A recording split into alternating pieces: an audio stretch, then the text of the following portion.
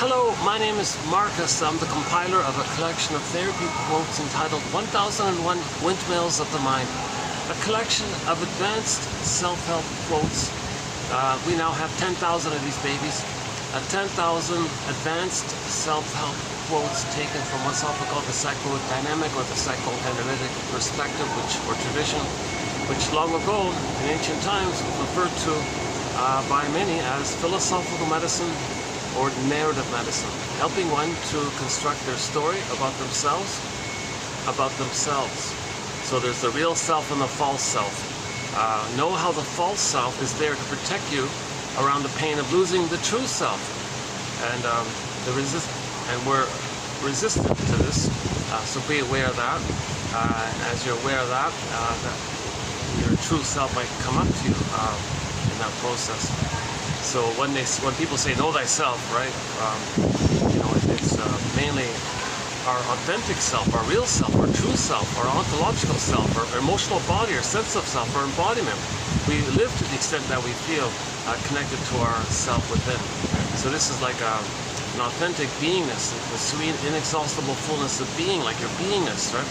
So that's mainly us, that beingness, that sense of beingness, that sense of self, that authentic sense of self of beingness. Now, by the way, that authentic sense of self of beingness is something that is more inclusive and whole. It doesn't split. It's three-dimensionality.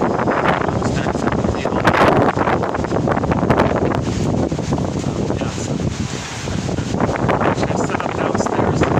Just when I set up, I started playing. I'm forgetting another restoration. Hopefully I can.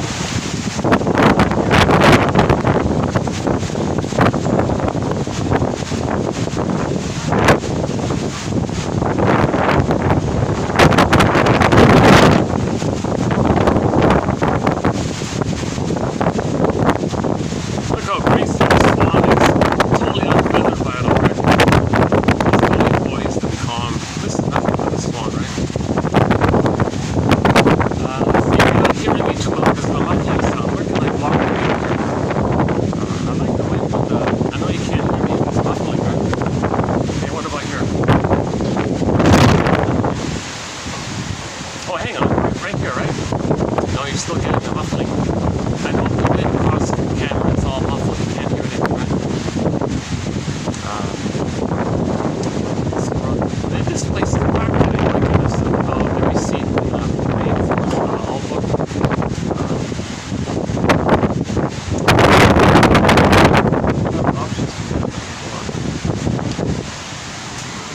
See, I don't want to use their indoors because it's sort of, I didn't ask in advance for permission to go inside, but I'm going to use it temporarily. One side.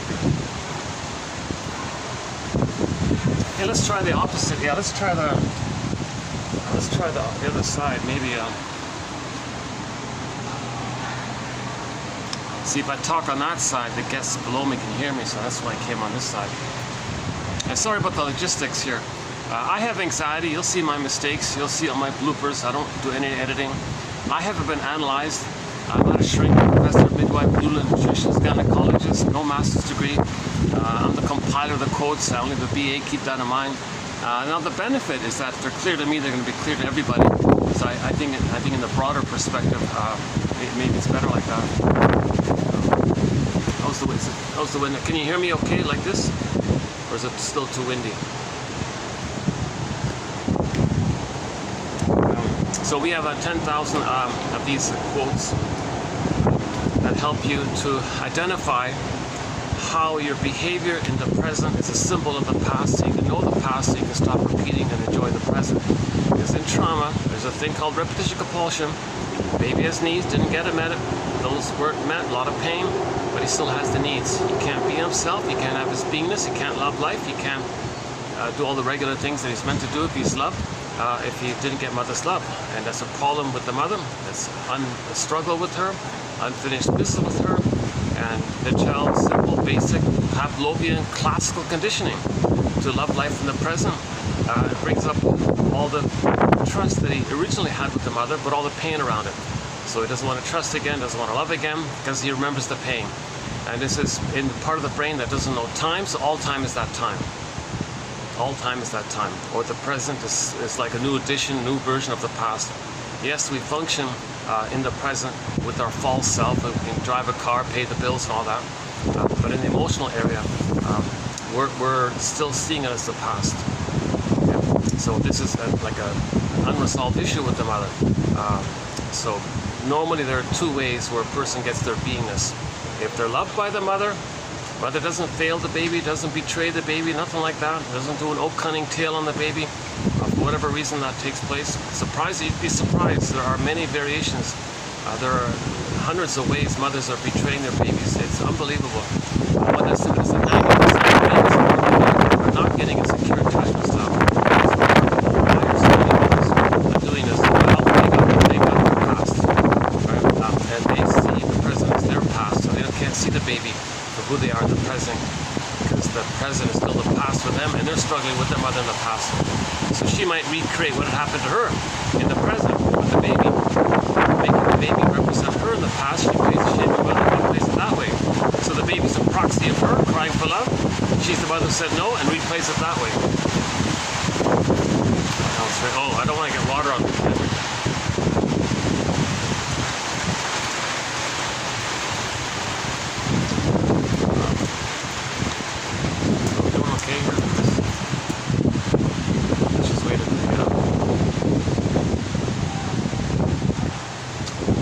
This is by Emily Dickinson. She has a poem about trauma, relational trauma, interpersonal trauma, attachment trauma. Baby doesn't attach properly with the mother, that's a trauma. He's got to compromise by freezing up the soul, acting like the mother, and then treating others the way his mother treated him. And then he eats the ones he just hurt, because now he suddenly thinks the one he just hurts is his mother, because he's fighting with the mother. It's very complicated stuff. He's in a struggle with the mother. So he orchestrates the present and flips it around accordingly. So the memory was he was passive, helpless, trusting, vulnerable, needs mother's love. Mother's the bigger one, the aggressive one, okay, and she shamed the baby, and that's a very painful, deep memory. This memory is grooved into the survival brain, the lizard brain, the crocodile brain, the salamander brain, the gecko brain, the dinosaur brain, the lizard brain, the chameleon brain, whatever favorite creature in that area of yours, you nickname that brain, because those creatures don't care about time, they don't care about love and feeling, they only care about survival and reproduction. That's the baby's brain is mainly operating out of the first two parts. The third part, the neocortex, comes online roughly age 3. So the famous triune brain, the brain with 3 parts. We have 3 brains.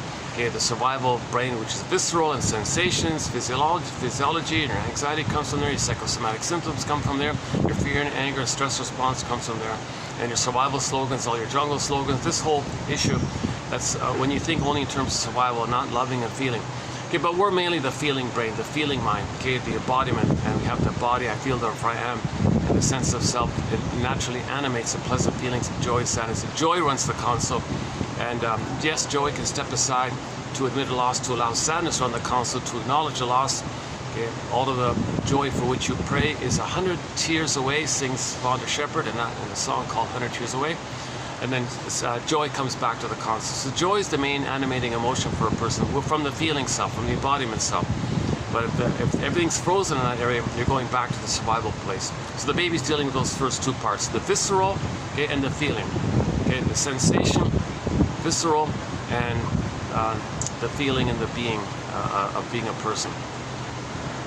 Now the cortex, the thinking cap, comes on at age 3 kind of thing. So the baby's mainly dealing with the first 2. Now, so he's a feeling being, he's a person. Babies are human beings, title of a book. Babies are human beings, come on, they're human beings, they feel. Of course they feel, absolutely they feel. Absolutely they feel, they're beings. So, now if the child's terrified of his mother, he's going to freeze up that sense of beingness. He's going to freeze up his emotional life, his embodiment life. And the amygdala flares up. And now he's got too much adrenaline and stress response in the survival brain. So now he sees the world in terms of survival like that. That's a poor state for a child for that to happen. So he was really betrayed if that's the case.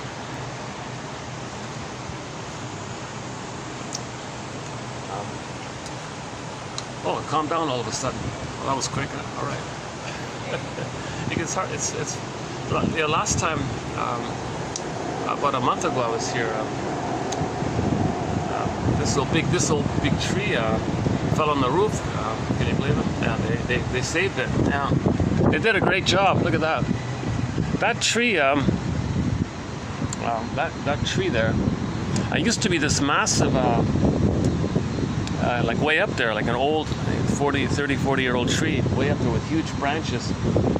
And there was a huge windstorm here about a month ago, and the thing crashed. I don't know, somewhere along. Oh, there's the new roof. Oh, there it is. There, yeah, there's the new roof. Right. It crashed on the roof, and then they managed to save the tree. You know? Oh, hi. There's the garden.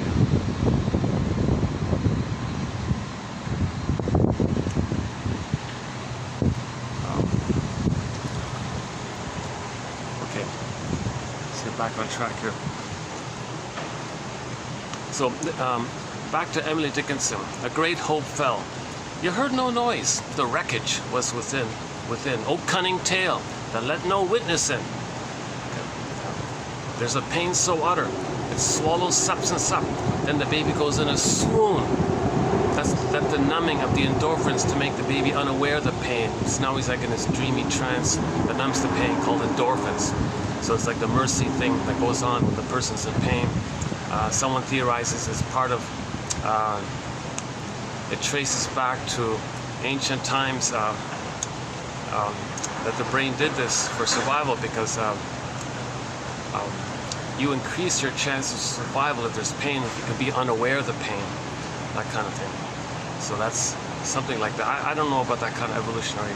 I'm not a biologist or any of those things. So my disclaimer again, I only have a BA. I haven't been analyzed. I have anxiety, of course. Okay, let's tighten up our introduction here. The word of the year, okay, by the Merriam-Webster Dictionary Company for last year, 2023, was authentic. Okay, so everybody's born with an authentic self. The Great Spirit gives everybody everything in nature is a little unique, authentic and unique. Okay, same with people. Okay. So our beingness, everybody's beingness, there's going to be little, we all have that in common, we all have a beingness. It's just there's going to be little nuances in terms of how everyone's a little unique, and nature, the great mystery like that. Why is everybody a little unique? You know, every leaf on a tree is unique, every speck of sand is unique, like everything's completely unique like that, kind of amazing. Now, we're conscious of ourselves. So when we're conscious of our uniqueness and we express our uniqueness via the cooperation of our consciousness of it, then we can consciously express our uniqueness. And there's loving life, joy, pleasure, meaning, a path of heart feeling, and there's the bluebird of happiness, and everyone's better off for that. And when you have that capacity of a beingness, you have your feelings. So when your feelings are there, you're naturally ethical and moral and kind and virtuous, because you have your feminine element, you have your feeling self. So when you have your beingness, your doing is normal. If you lose your beingness, your doing is distorted. Woodman, the famous Woodman, says, the wounded feminine leads to the distorted masculine, or the toxic masculine, this hurtful masculine thing, because the beingness is damaged and wounded. So so if your inside is missing, your outside is distorted, it's grasping, it's searching for symbolic mothers, it's telling the world how your mother treated you, and seeing the world as your mother, and angry at everyone, because that's, you transfer your mother to the world, or you see the world as yourself, and you treat the world your way with a treat. You're not making sense doing these outer things. And you can't do outside in. We're meant to be, another way to use that phrase, inside out, is you have your beingness, and then you're doing inside out like that. Many ways to use that phrase, inside out, so we'll come back to that later. Okay, word of the year. So we're all born with authentic self. Okay, the serene, inexhaustible fullness of being. So the baby has the beingness. It's emerging. It's a part of him. He's embodied. He's got a sense of self. Joy runs the console. Okay, so he's got that. Now, assuming there's no prenatal trauma, no birth trauma, what he needs for the first 4 to 5 months is an extended relationship with the mother, called an extended interpersonal social womb, called the mother-infant dual unity. The baby feels like that oneness continues. He needs a blissful oneness, paradise, Shambhala, Shangri-La, Avalon, Garden of Eden. He needs a nirvana. He needs that paradise, the blissful feeling. I don't like Mr. Groff's phrase. He calls it oceanic ecstasy. Blissful ecstasy, oceanic ecstasy. That's over the top. The baby's considered to be in a blissed out place because he doesn't know time, he doesn't know space. He's the universe, he's spacious, he's infinite, he's vast. There's no real sense of self and other. He's just this, he thinks everything is him. Something like that called, so the baby thinks he's a god, or he's the universe, or maybe he's the center of the universe, and the universe chose him, and he's special like that. He thinks a little king on the throne. Babies have this delusionary state where he doesn't know he's a little person, and the mother's a person, and he's inside his mother's belly who's a person, he's a person inside the mother who's a person, two people. He doesn't get that kind of sense of person.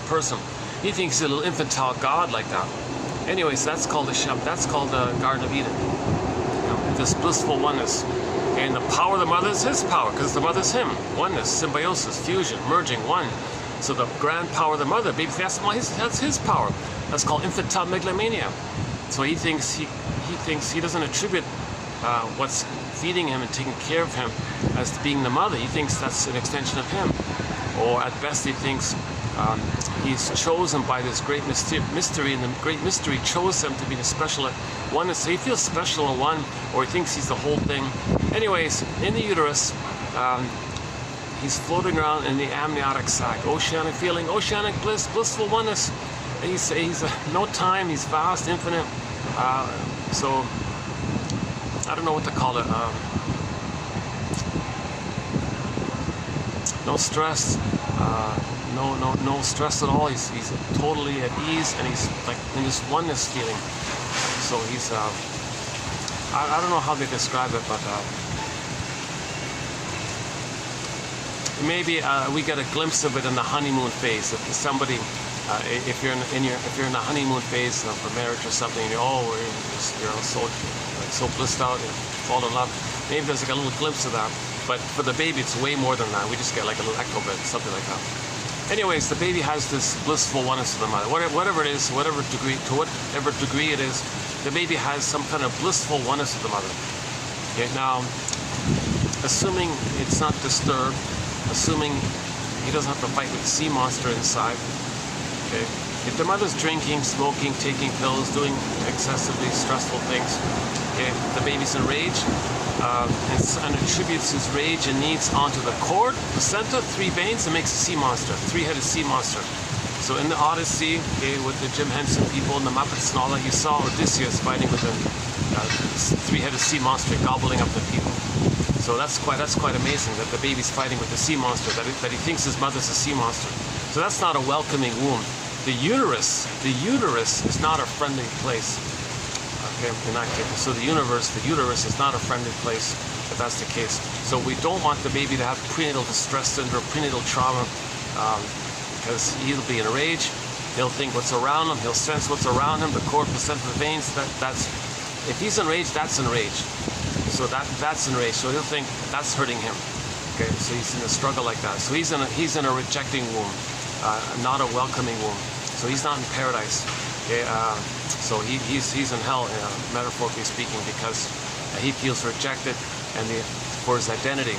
And if you feel that your mother rejected your identity, if your mother's a sea monster, of course you feel rejected. And if your identity is rejected, the emotion is called shame, a burning, biting feeling. Okay, so he thinks he's in hell. So hell is a metaphor for the emotion of shame.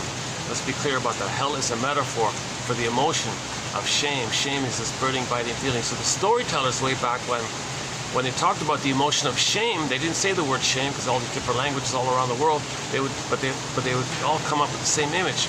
Oh, this fiery kind of place, and it's as the burning, biting feeling. To represent this burning, biting feeling, we all agreed that there's a common feeling called shame. So everybody can feel shame.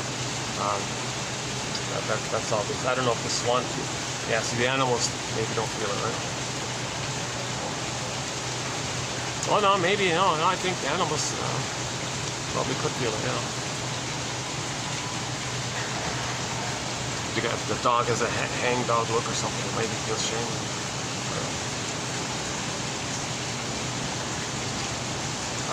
If the baby's in a welcoming womb, the first mother's music. So if the uterus is a friendly place, the first mother's music, because he hears the mother's heartbeat pulsing into the cord, and the blood flow, it's a little melodic. So that's the prototype, the raw prototype of music is in there. So if something's not him, what might not be him? If he thinks the mother's him and he's the mother, what might not be him? Like what's the other, the mother, the other? You put a dash between the M and O and the word mother, the mother, other. But maybe this music, so the first mother's music. That's why Grassi says later on, when you hear music, it's the master emotion, because it reminds you of when you had your golden ball and all of your emotions, and you were in paradise, and you were happy, and in heaven, Garden of Eden, and you had all your feelings. So when you hear music in the present, it reminds you of that blissful time. So that's why we uncannily, viscerally, a little bit like music, generally speaking.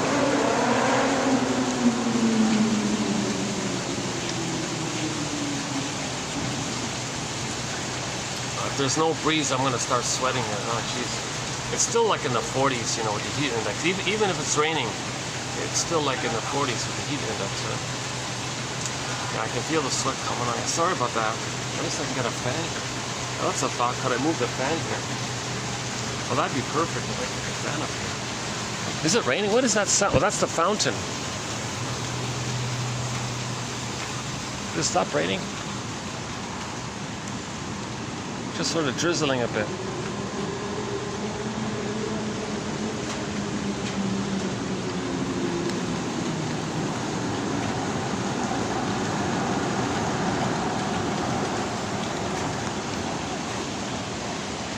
Oh, speaking of fan, hey, there's a fan right here.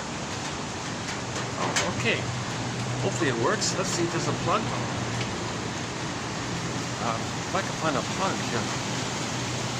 I don't see any plugs. No outdoor plugs? Oh. Okay, no such luck. Really?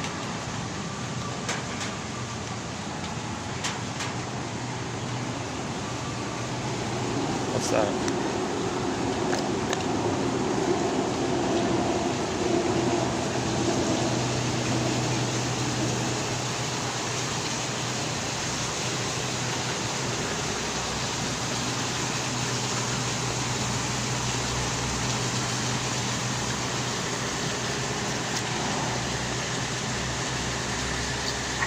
That's too bad, eh?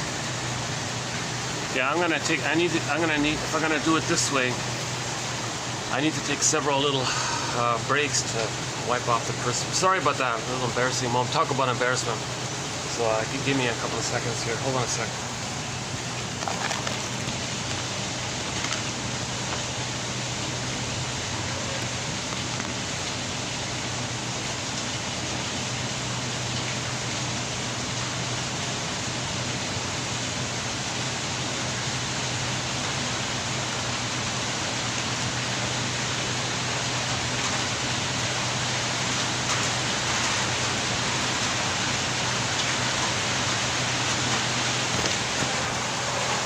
Rain's back up.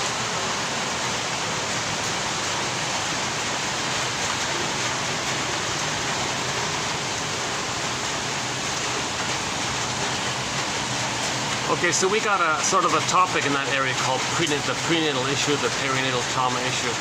There's a whole topic kind of in there. Anyways, so the baby needs paradise in the uterus, and that's the mother's job is to ensure that kind of thing. Now, the mother's got to do everything possible in advance to ensure the maximum odds that the baby has a gentle birth, a natural birth, a normal birth, or he's not traumatized at the birthing time. A lot of babies are getting traumatized at birth. And insult to injury, they remove the baby from the mother. That further traumatizes them. In some cases, the baby's put in a straitjacket on a torture board and said, in the name of Pilgrim Punter, we're going to make the kid bleeding, and he's really terrorized in pain. So he's even triply, quadruply traumatized. So that point was discussed a little bit recently. Oh boy, this is going to be a challenging video to get through today. Maybe I should have gone to the other place. I was indoors yesterday, last night, yeah. See, it's a holiday here, so I thought it might be a little... I wasn't sure what to expect.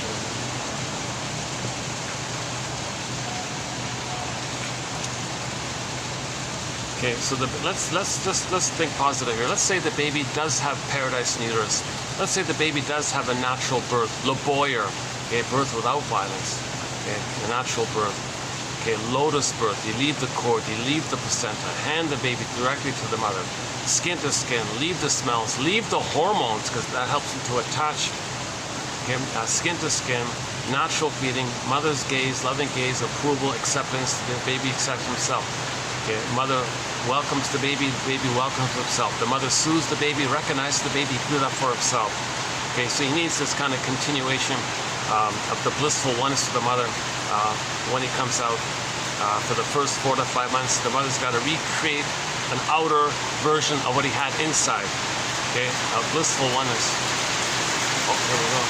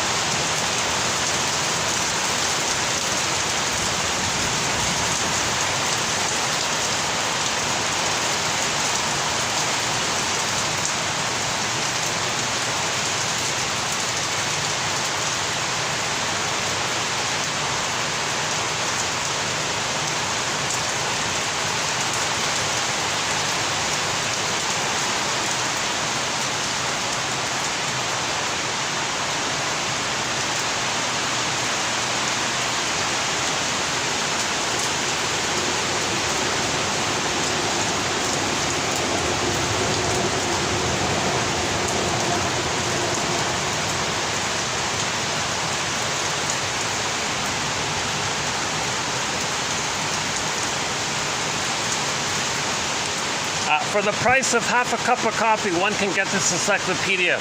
The link is below, patreon.com/narrative-medicine.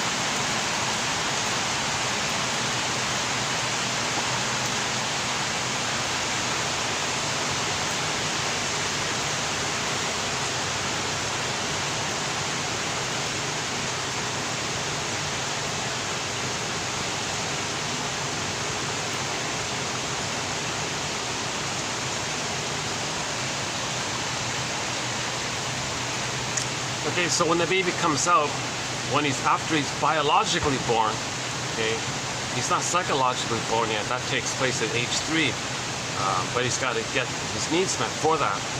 And if he doesn't get his needs met, okay, there's a problem like that. He'll keep repeating in the present the trauma that prevented him from getting a psychological birth.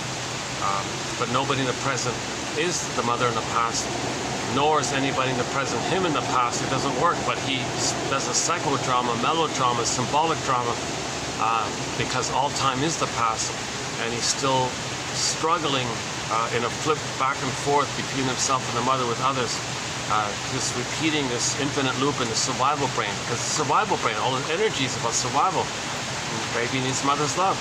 Doesn't want to be hurt by the mother. He'll make a compromise, but he can't love life anymore, so he's got to undo it. So he cries for love, but he's going to re-experience the disappointment because nobody in the present is the mother in the past. No time machines. He can't go back in the present and undo it. So let's say the baby has a welcoming womb. Let's say the baby does get his paradise, right? And then he comes out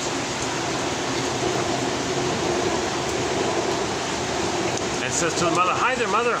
I need a blissful oneness with you. That parrot, I need it to continue. Are you there? And let's say the cord was removed and her hormones dissipated. And then there's a problem already. Mother, how come you're not understanding my signals here? Where's the rhythm that we had? Where's that peaceful back and forth? Where's that music between us? We had it in the uterus, Mother. It was me, cord, placenta, you, placenta, cord, me, cord, placenta, you, placenta, cord, me, do, re, mi, do, 1, 2, 3, A, B, C. We had a flow there, Mother. What happened? When I'm born, I need the music to play on. Let the music play on. Listen to Barry White. Let the music play on. Mother, play the Barry White song. Let the music play on. You're my first, you're my last. Come on, you're my everything. Mother, come on. I can't live, I can't live without you. I need you. I need a blissful oneness. Now, if the line wasn't connected, if the attachment was broken, attachment trauma, the mother doesn't understand the signals. She's confused. She's frustrated. What do you want, baby? I don't know what you want. I don't understand what you want. No, I need to feel safe. You want some food? No, I want to feel safe. You want some? Geez, could you feed me normally? Don't discharge your anger at my father onto me. I'm not him. Take it with him. What do I got to do with it? Take your problem to him. Don't discharge your attention about you and to me. Or don't see me as your past and do to me what your mother did to you. And then see me as the mother who hurt you and then play yourself fighting me because I'm not your mother. Mother, I'm neither you nor your mother nor your husband. Okay, I'm me. I'm your baby who needs your love. Now, if the mother's got so much pain from her past, she can't see the present. She ignores the present. She doesn't get it. She just functions superficially. But her emotionality, her emotional life is still with the struggle with the past. So she transfers her battle in the past to the present and just is still in that past battle kind of thing. So what does the baby do if the mother is misattuned, malattuned, used to the baby? Some mothers want to parentify the baby. Some mothers say, oh, all right, baby, I didn't get love from my mother, so I'm going to make sure you see me, respond to me, take care of me, let me feel safe, don't let me feel alone, respect me, be there for me. I want you to be stable and reliable, so I'm going to brainwash you to parentify me. I'm going to make you be the good mother for me, baby. Mother, I can't be the good mother for you. I mean, I'll try and all that, but I can't do it. So the baby's not getting his needs like this. So whatever old cunning tale's going on, she's not around, angry, bad mood, or whatever is going around. A mother doesn't want to breastfeed because she likes the new sexy appearance and wants power at the guys at the office. And the poor husband steps in and says, what are you doing? Our baby needs to be fed. Oh, give him the powder stuff. I like the power at the guys because I want to control the guys. They're all gaga. I control the guys. What about our baby here? Yeah, give him the powder stuff. So what? Okay, no, that's trauma for the baby. The baby doesn't want the powder stuff. He doesn't want a rubber nipple. There's no nerves and it's human connections lead to neural connections. The baby's first mother is a thing, like a rubber thing, a plastic bottle. He feels cold now. He freezes up like this. He gets no response like that from the plastic bottle. I'm sweating already. Boy, it's still hot out here. Maybe the caffeine. Yeah, the caffeine makes me sweat a little bit sometimes. Sorry about my little detours like this. I function best when I'm alone in an air-conditioned room, and I had some guava juice, which is sort of like my spinach. What spinach was for Popeye, guava juice kind of is for me. I can't get it; it's gone. There was like one shop that it's far away. It's like 3 times the price. Oh my god. That's pity. And now the coffee beans, not the cocoa beans, the chocolate beans, the cocoa beans we use to make chocolate. That's all in trouble now. So we talked about that a little bit yesterday. I include a little bit about the sociological events because I don't want to be too. One quote said, "You're being two-sided." If you think everything's psychodynamics and inward trauma like this, and the templates and operating from your trauma and repeating, and if you think everything's just psychodynamics with your mother like that, and you're ignoring sort of sociological factors which contribute to psychology, and how the psychology perpetuates the sociology, which creates the psychology, which creates the sociology, which creates the psychology, and loops around like that. Well, you're being too one-sided. So in 2725, almost a year ago now, half a year ago, I ran through a thing called the 48 symptoms of Homo traumicus. And that's like the sociological event. Because it was sort of sociological 10,000 years ago. We discovered stuff, farming, agriculture, and we got all this brain chemistry. But that's like a surplus of serotonin, safety serotonin. Then you wanted more to get that serotonin. So in the panic, we accidentally, unknowingly, unwittingly, in our panic, wanted to grab more land to get more serotonin. Now you're into pillage mode. So we went from village to pillage. Body pillage, we're all loving to each other. We're not, archaeologists says we weren't the way, prior to that we were peaceful and all that. It was only recently that we traumatized ourselves. Okay, so we accidentally traumatized ourselves. So babies, for the first time ever, were removed from their mothers. That'll do it. Okay, the babies were removed from their mothers. The baby creates an image of a monster now and thinks he's got to act like that aggressive, or he's going to be eaten by it. So now he thinks eat and be eaten. He has the jungle slogan now. So when the baby's removed, he thinks the image, which is created by his rage and his needs, that image now. Okay, so if the baby if the baby's removed and loses his mother, he loses his soul. He becomes poverty. He feels emotionally impoverished. Okay? He thinks the mother short-sold him. The mother was a robber baron. The mother pillaged his soul, plundered his soul. He feels empty like this. So he identifies with the aggressor, and that's what's needed to pillage and plunder. Because then you see outwardly you, and you do outwardly what your mother did to you, and then you see outwardly, flip it now. The victim is your mother who hurt you. Now you hate the ones you just hurt. That psychology needs to pillage and to plunder. And then people are getting serotonin. They want more. They want more. So that's why that's why it kind of compounds or something. And in a very short time, it took billions of years to grow the delicious fruits and soil. And what 70 years, it's all destroyed because we're in this manic. And now they're talking about 3D printing machines where you like the Star Trek, the replicate, the 3D printing machines. So every home will have like instead of a microwave, it'll be a 3D printing machine. I want synthetic, made up, fill in the blank, whatever it is, and it'll concoct it through some formula in the machine, and then you can use biocells. And what an awful idea. So we're so quickly destroying the planet because the theory is the top 20% of the most traumatized, they're going to put others in debt because they feel emotional guilt to the mother. So when the baby is traumatized, he feels guilty, he thinks he's punished, he thinks he did something wrong, he feels guilty. Guilt and debt in German are the same. So then you enter religion, oh, you're all guilty, it's called sin, your original guilt, original sin, same thing. And that perpetuates this. The top 20% put others in debt because they feel guilt to the mother. Okay. Now the ones in debt kind of go along with it because they feel guilty as well, because they couldn't save the mother. So no baby can save the mother, so everybody feels guilty. And now it just turns out maybe the top 20% of the most traumatized, they do the more active one, 80% of the more passive ones, the victims of it all. So everyone feels guilty. But the ones doing it are engaged in the greed and the envy and the plundering, so they're the ones actively doing it. And the 80% are handing over their stuff to the 20% because that's what had happened to the 20%. Okay. When the 20%, when they were traumatized, it felt to them that they had to give their resources, their soul, their feelings, their emotional life, their gold, the ball, their treasures, their gifts, their real self. They had to give all their beauty, like they had to give all the good stuff to the mother who did that. Which is an image, which is a monster. So they had to give it all like that. So that's the hand. So in the pillaging system, he said, yeah, if you're going to plunder, you need a pool of poorly paid workers. Well, give people emotional poverty. They'll give others poverty that symbolize, represent, and correspond, and be an externalization to make you unaware of your emotional poverty.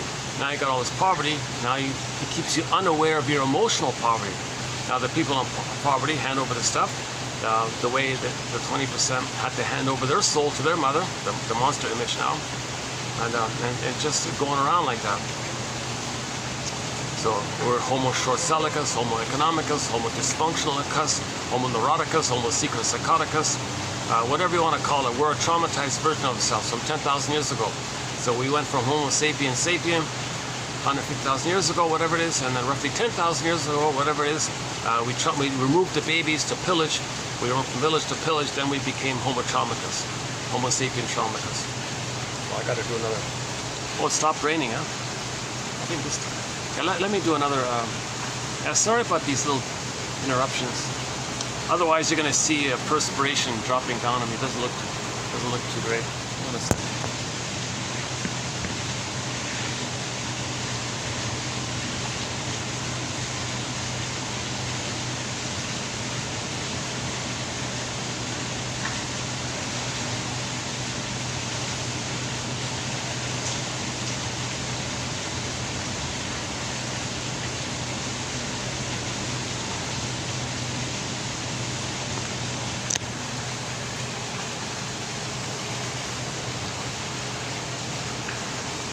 Yeah, this is my first time at this spot here. Yeah.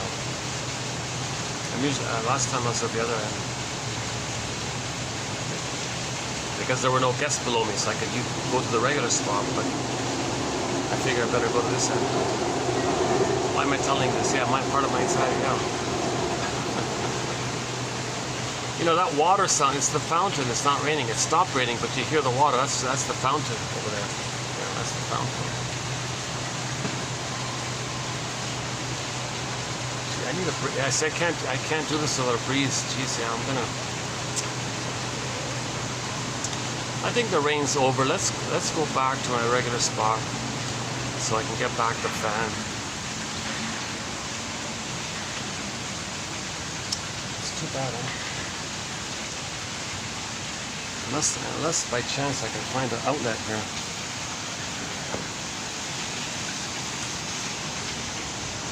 What about in here? Back in here? No.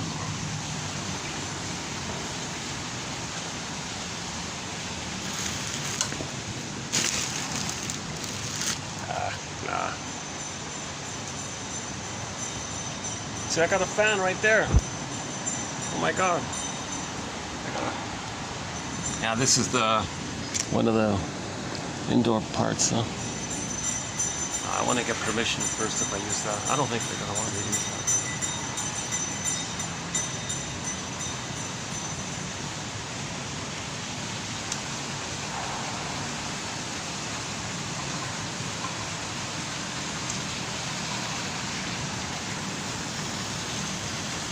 What do you think? It's over, right? The rain's over? The sun's coming out? Yeah, look at that. Yeah, give me 5 minutes to set up downstairs again.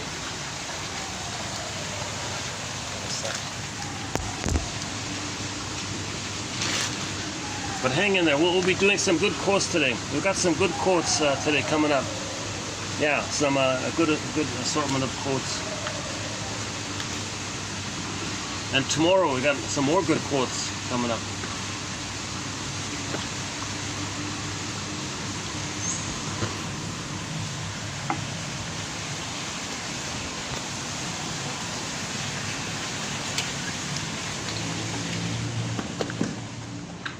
Nice in here, eh?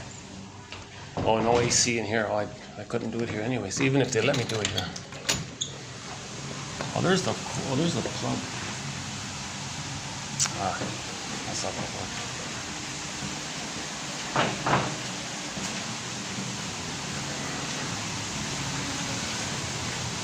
What about that? See, normally I could do it here, but oh, hang on. Is there a plug here? There's a fan here.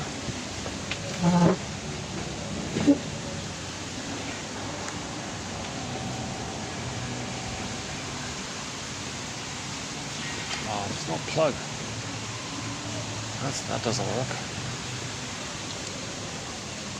What about in here?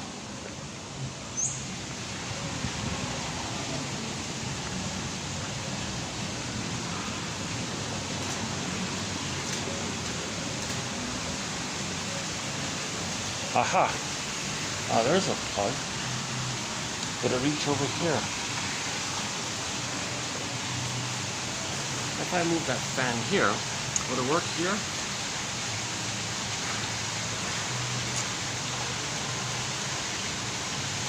but then I'm gonna bother the people below me. All right, give me another. Give me a couple more minutes here. Hold on a sec.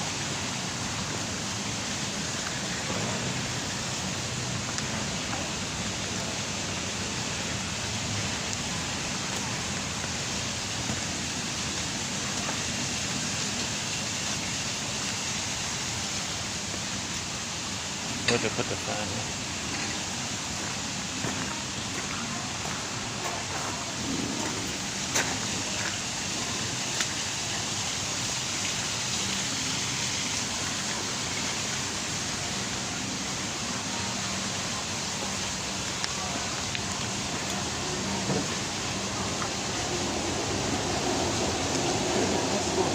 Back the fan that I had there before. It's left, you can sit. Yeah, it's okay. Yeah. It stopped raining, so yeah, it's better if I sit over there. Okay, I will stop in the Fan's back, yeah. Great.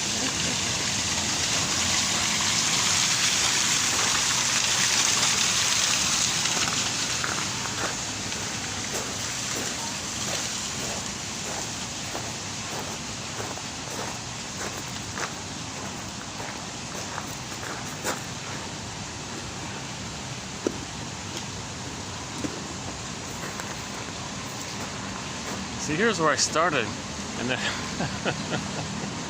and just I was about to hit the start button, it started raining.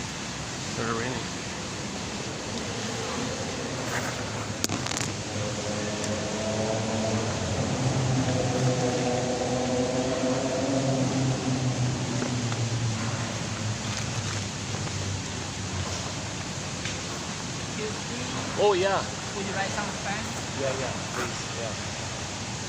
Yeah.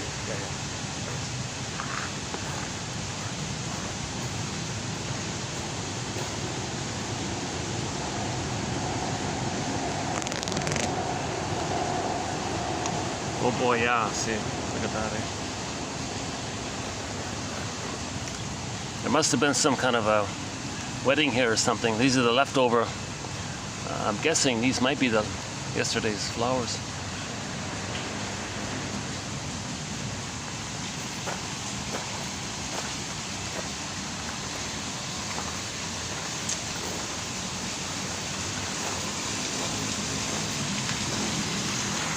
Let's, while we're waiting for the fan, let's take a visit to the swan. Let's see how he's doing.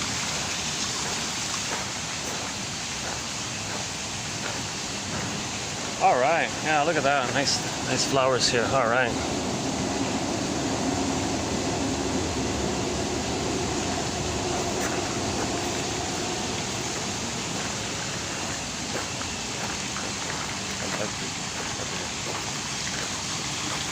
Oh, they're on one foot, huh?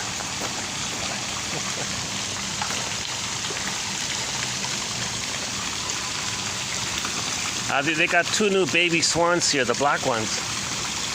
They're both standing on one foot now. So they've settled in, they're very comfortable, yeah.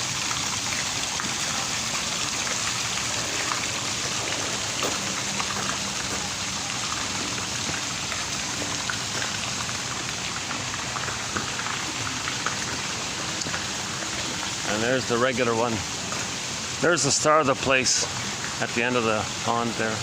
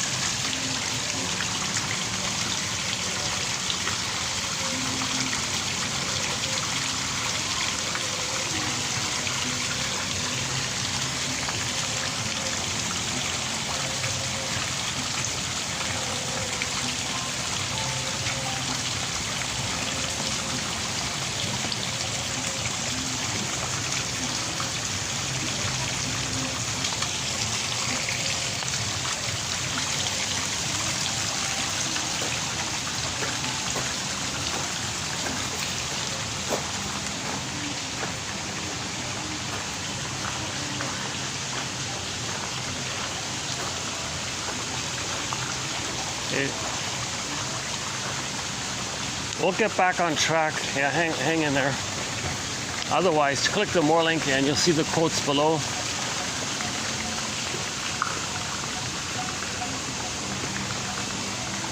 Actually, today is sort of going to be part 4 of 4. In the last video I said part 3 of 3. A little mistake on my end. It's actually, there's a 4-parter on the work of Mr. Groff.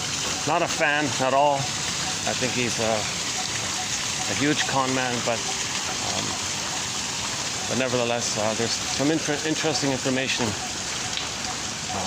that's helpful for the topic of prenatal trauma. Oh, there it is. Oh, good.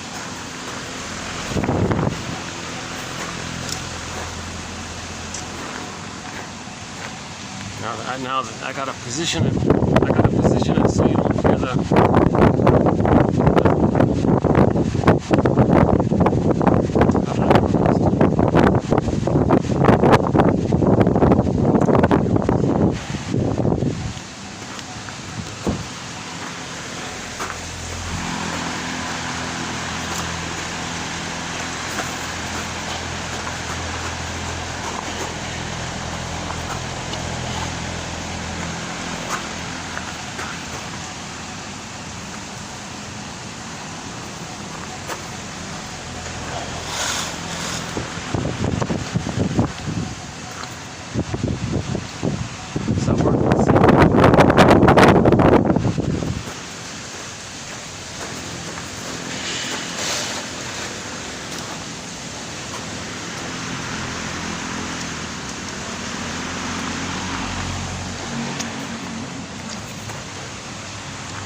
I gotta get the right angle where I get the breeze, but the phone doesn't.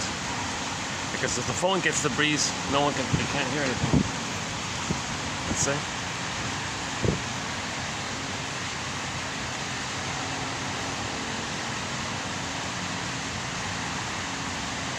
Okay, let me make another fine-tuning adjustment here.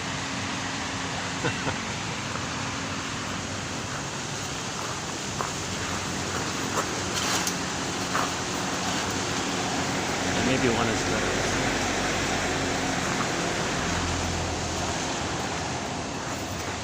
How about now? Is that better?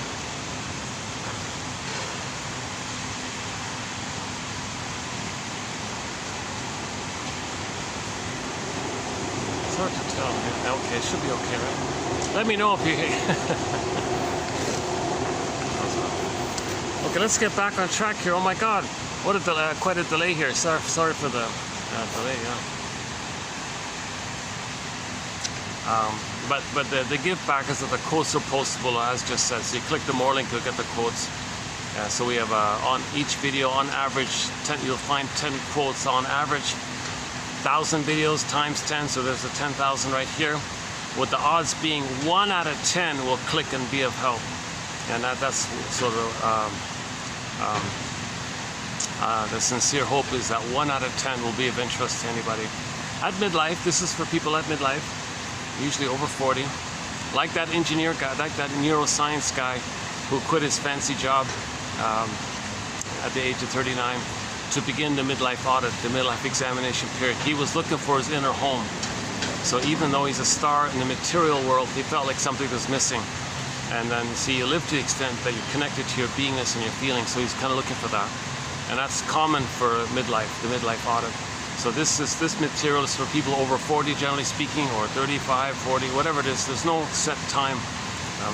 It's whenever you realize something's missing, that you're living, that you feel like you're living the provisional life, the unlived life, like you're sleepwalking through life, in a trance in life. When does life begin? You're not mourning losses. You don't feel pleasure so much. You feel unreal, or so you feel a little bit unreal. You don't feel fully alive or something. When does life begin, kind of thing? Is that all there is? And you always feel like life is passing you by so quickly. Where did the time go? That's because you're in a trance with no time. That's a sign of trauma. At midlife, you might get these kind of hunches, or you get Freudian slips, or a nervous breakdown, PTSD, psychosomatic symptoms, whatever's going on. Then you go on this hero's journey, the midlife audit. So your unconscious is coming up to you. That's the image of Poseidon in the Odyssey. And, hold on a second. What am I missing here? Why am I?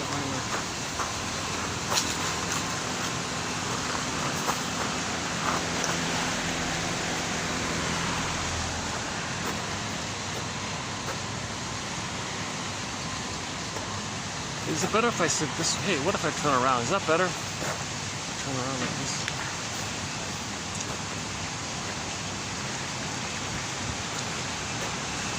Oh, I've done this. I set it up here. Let's just go like this.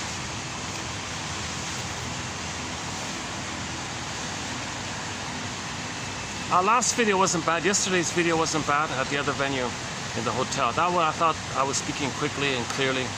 I thought generally that wasn't bad. It didn't have too many interruptions. And part of it was done in the mall as well. That was okay, yeah. Okay, let's redeem this video here. I feel like I had this has been an extremely fragmented, delayed kind of start here. My goodness. Let's kick it into gear here. Let's get into first gear here. It's the sputtering and stopping and okay. So the baby's crying to them, mother, I need an attachment with you. I need you to see me and soothe me and let me feel safe. I need a warmth with you, a comfort with you. Because how you treat me, mother, I'm going to treat myself that way. I'm going to lay down neurocircuitry by the interaction that we have here. I need a normal interaction so I can continue and treat myself the way you treated me. If you're angry at me, I'm going to be angry at myself. Don't be angry at me. I want you to be nice to me so I can be nice to myself. I want you to soothe me so later I can soothe myself. Okay, I want you to validate and welcome me so I can do that for myself. Be present to me so I can be present to myself. How you treat me, mother, is how I'm going to treat myself. So please treat me normally. Please be a normal, good enough mother. Come on, you know. Okay, so if the mother fails in that area, and a lot of mothers are, unfortunately, because of the transference issue, they're seeing the present as a new edition of their past. And they don't see the child in the present because they're stuck in their past, in their battle of survival with their mother in the past, and the baby's just thrown into her drama. Therefore, the baby doesn't feel seen like this. He feels objectified and depersonalized and used and exploited like this. Baby's freaking out here. Mother, what are you doing here? Don't swirl me into your drama from your childhood. It's the present here. Mother can't see the present. Due to her pain, she can't see the present. She's in survival from the past, and all time is the past. So what does the baby do in that situation? Okay, first things first, the baby wants to protect his beingness. He wants to protect his authentic self, his true self. So what does he do? The image is flash frozen. He freezes up his beingness, okay, and exiles it. Okay, in myths and fairy tales, this is represented by Snow White in a coma in the box in the forest. So Snow White is a metaphor for our beingness. Notice the condition of our beingness. She's in a coma like that, emotional hypothermia, emotional catatonia, emotional unavailability like that. And it's like in a box, so it's like barrier there. He can't even, doesn't touch you, doesn't access you, so it's exiled in another land like that. So we're far removed from our beingness. Okay, now our conscious side, okay, we feel empty like that. In the unconscious, there's our beingness. Okay, so look at Rapunzel. You got the house was impoverished, the castle was impoverished, and dead, and all these problems. Well, the beingness Rapunzel was exiled in the unconscious. So Rapunzel is also a symbol for our beingness. So when Rapunzel finally came back, everything was good. But that's a metaphor like that, right? Okay, we talked about Rapunzel in the last video. Let's not redo that one there. We have an exciting thread on psychological interpretation of myths and fairy tales. The most recently added one is the Rapunzel one. We do Odyssey, Arestia, Iron John, and Faithful John, and a few others. Oh yeah, we did the Pied Piper one, the film one, based on the film one. I read through the script of it. So myths and fairy tales are metaphors for psychological trauma. Okay, myths and fairy tales are pictures of our inner trauma. They're true on the inside, not on the outside. You treat them like dreams. You interpret them like dreams. So myths and fairy tales. So every character in a myth or fairy tale is a personified element of something within. Something within, you make a person out of it to represent it, be a spokesperson for it. That person is that. So Snow White and Rapunzel and Miss Echo and etc. Okay, they're like spokespersons or images, imaginal spokespersons in image form of our beingness. Now Snow White, again, all these beingness characters, okay, it can be frozen, turned to stone, it can be morphed in some other condition, it can be damaged, and they're all exiled in another land, in the unconscious, in the forest, up a tunnel, down a cavern, where the light is never shown. Okay, one fairy tale is entitled, "Go I know not whither, and bring back I know not what." You know, that pretty much conveys the whole thing. Okay, our beingness, we don't remember it, so we're searching for it. Bring back I know not what. Well, our beingness, bring back our beingness. Go I know not whither. Well, where is this? What does that mean, the unconscious? I'm not aware of that. I don't remember that. It's there. It's implicit memory system, pre-verbal memory system. It's the unthought known. It's known, but we can't think it. That's the unconscious. So that's go I know not whither. So that's called shadow work, and you get clues of your unconscious by your projections, what you're denying about yourself. You attribute it to others. That's like a mirror to see that it's within. So you own your projection. What you're repeating is a repetition of the past, so you can know the past. So you got to make these kind of inferences and be a detective. Oh, good. Thank God I'm getting the breeze here. Hopefully you're hearing me. Are you hearing me okay? Okay, so what does the baby do when the mother hurts him? When the mother hurts the baby, what does he do? Okay, first things first, he's got to protect his beingness. So flash frozen. Okay, he exiles his soul like that. What has he got left now? If his authentic self, if his true self, his gifts, his beingness, his embodiment, his feelings, his ontological self, his psychological self, oh my God, like his embodiment, his sense of being embodied, like at home within, being at home within, this whole inner area, this whole inner life area, it's all frozen, it's exiled, far away from the person, removed. Okay, so one jargon for this is athimoalexia from the Greek language. No feelings for your words. You have words, where are your feelings? All frozen. Or Peter Siphinos varies it by saying alexithymia. No words for your feelings. Because you can't find your feelings because there's no feelings for your words. So there's this airy, vacuous kind of quality. So that vacuous quality, that's a disassociation and living in the false self. So when the true self is frozen, okay, the system creates a scaffolding of defense mechanisms to keep you unaware of the pain. So you project and flip and coax others to display it. So that's externalization. Okay, you might be manic. You develop a personality pattern, or you deny. You keep on denying your wounded soul. If you shame others, as others are proxies for your soul, and you shame others to make you unaware of your soul. If you see your damaged soul externalized by others, and you imitate the mother doing that to you. So you bundle up all these defense mechanisms: identification with the aggressor, projection, identification, okay, the rationalization, and so on. You bundle up all these defense mechanisms. Again, defense mechanisms. You're defending yourself from the pain of losing your true self. There's a pain, there's a psychic pain when we lose our beingness. There's a natural pain if you lose yourself, like obviously, right? Shame, the pain. This stuff is pain. Then you're punished, you feel guilty, and the memory's going on infinitely. You're guilty, you're punished. This is a pain like this. So we got to be unaware, so we numb ourselves from it. Okay, so we create a whole set of defense mechanisms, bundle them up, let's say, create a little package of them, and that's called your false self. And with this false self, you can go through life using your false self to keep you unaware of the pain. And this false self may include rationalizations, intellectualizations, beliefs, okay, that repress the pain, make you unaware of the pain, and you create excuses around it, and you blame others and use all these tricks in that area. Now, with this false self, we can function in life. We can pay the bills and all that. And you can even get 10 medals and 10 PhDs and get a top degree and all this, and be wealthy and all this, whatever. You can still function with the false self.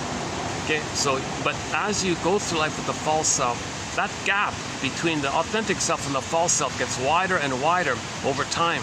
So the pain inherent in that increases. So there's an increased pain as you're getting older, because you got to keep on denying and denying, more pain, more deny, more pain. So the pain kind of snowballs up like that. Embedded in this point is that because the person doesn't have their beingness, they don't mourn losses. They can't mourn losses. That's a huge one, called complicated grief, aggravated grief, the derailment of the grief process, pathological nostalgia, melancholy. They can't mourn losses. The psychic structure needs to mourn losses is having a beingness, but if the beingness is not available, you can't mourn losses. I feel, therefore I am. You don't have your amness, you don't have your basic feelings. You only have the sensations of fear and anger and disgust and anxiety and those shame and the survival area. You don't have the feeling, living, thriving, loving area. You don't have that. It's all frozen. So the person doesn't have more losses. So as they're going through life, they are going to experience losses. Yeah.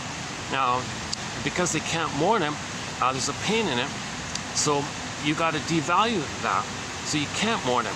So you do denial, contempt, sour grapes by saying didn't need him anyways. So that's called a pyrrhic victory for your narcissistic infantile megalomania, which you're using in refuge when you're traumatized. You revert to that time of the uterus when you're on the throne, self-sufficient. So don't need him anyways, I'm self-sufficient.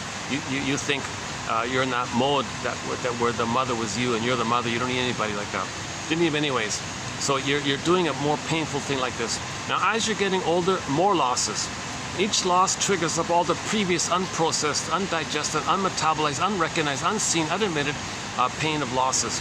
Another loss brings it all up again. Another loss brings it up all again. And so it adds up and builds up like the snowballing effect. That's called the snowballing effect. Now in response, the person might become more OCD-ish, more controlling, more micromanaging, more a little fussy about every little thing.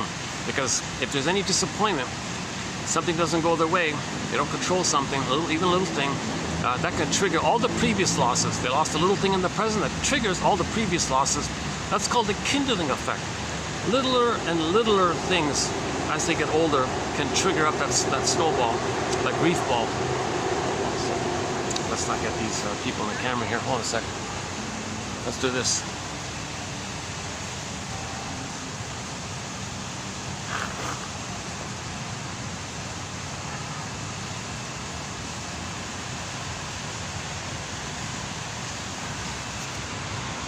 They pass by? All right. I try not to get people in the camera.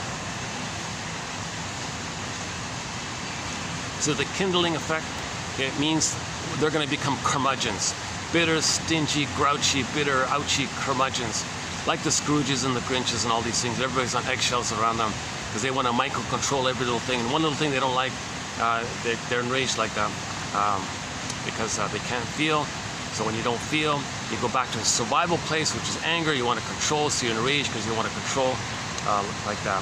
Anger is an expression of unmet needs. The need is to mourn, but they can't mourn, so they're angry.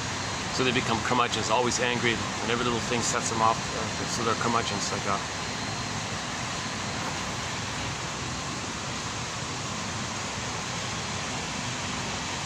Where were we? Hang on, let's stay on that. Let's go back to the main thread here.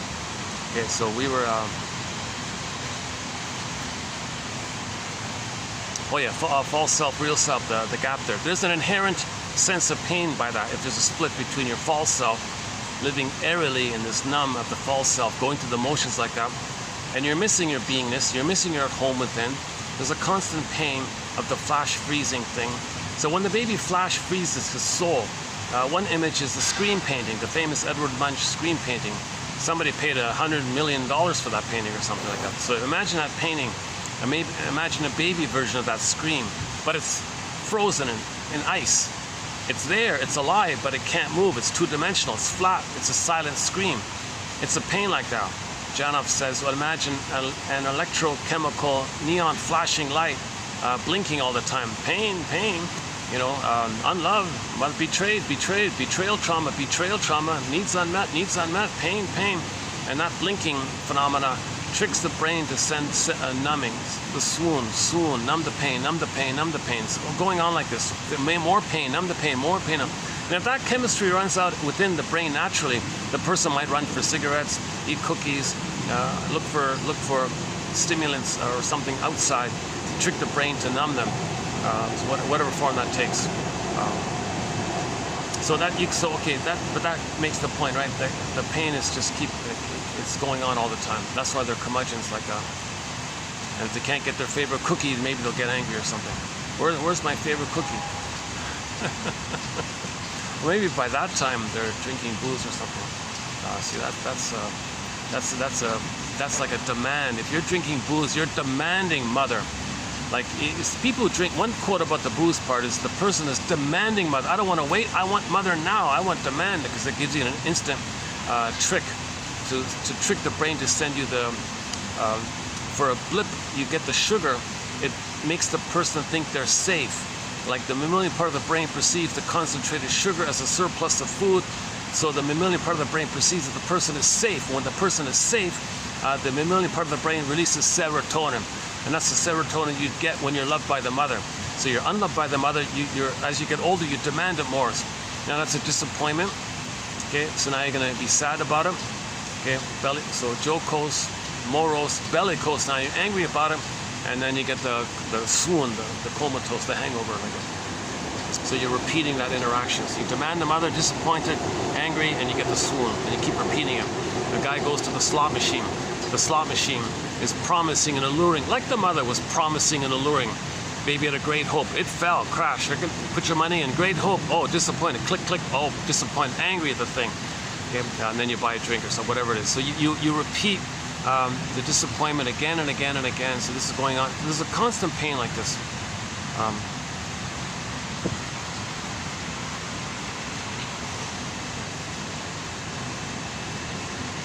Oh, that's that. Oh, geez, yeah. There's and sometimes the building next door, they release some kind of a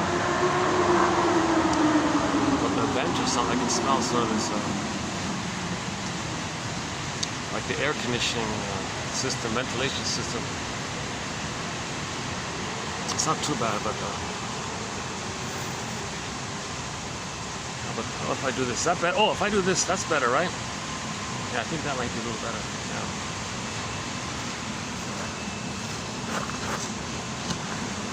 Aha, how about that? Does that work a little better? You're not hearing the fan, are you? The wind, I mean.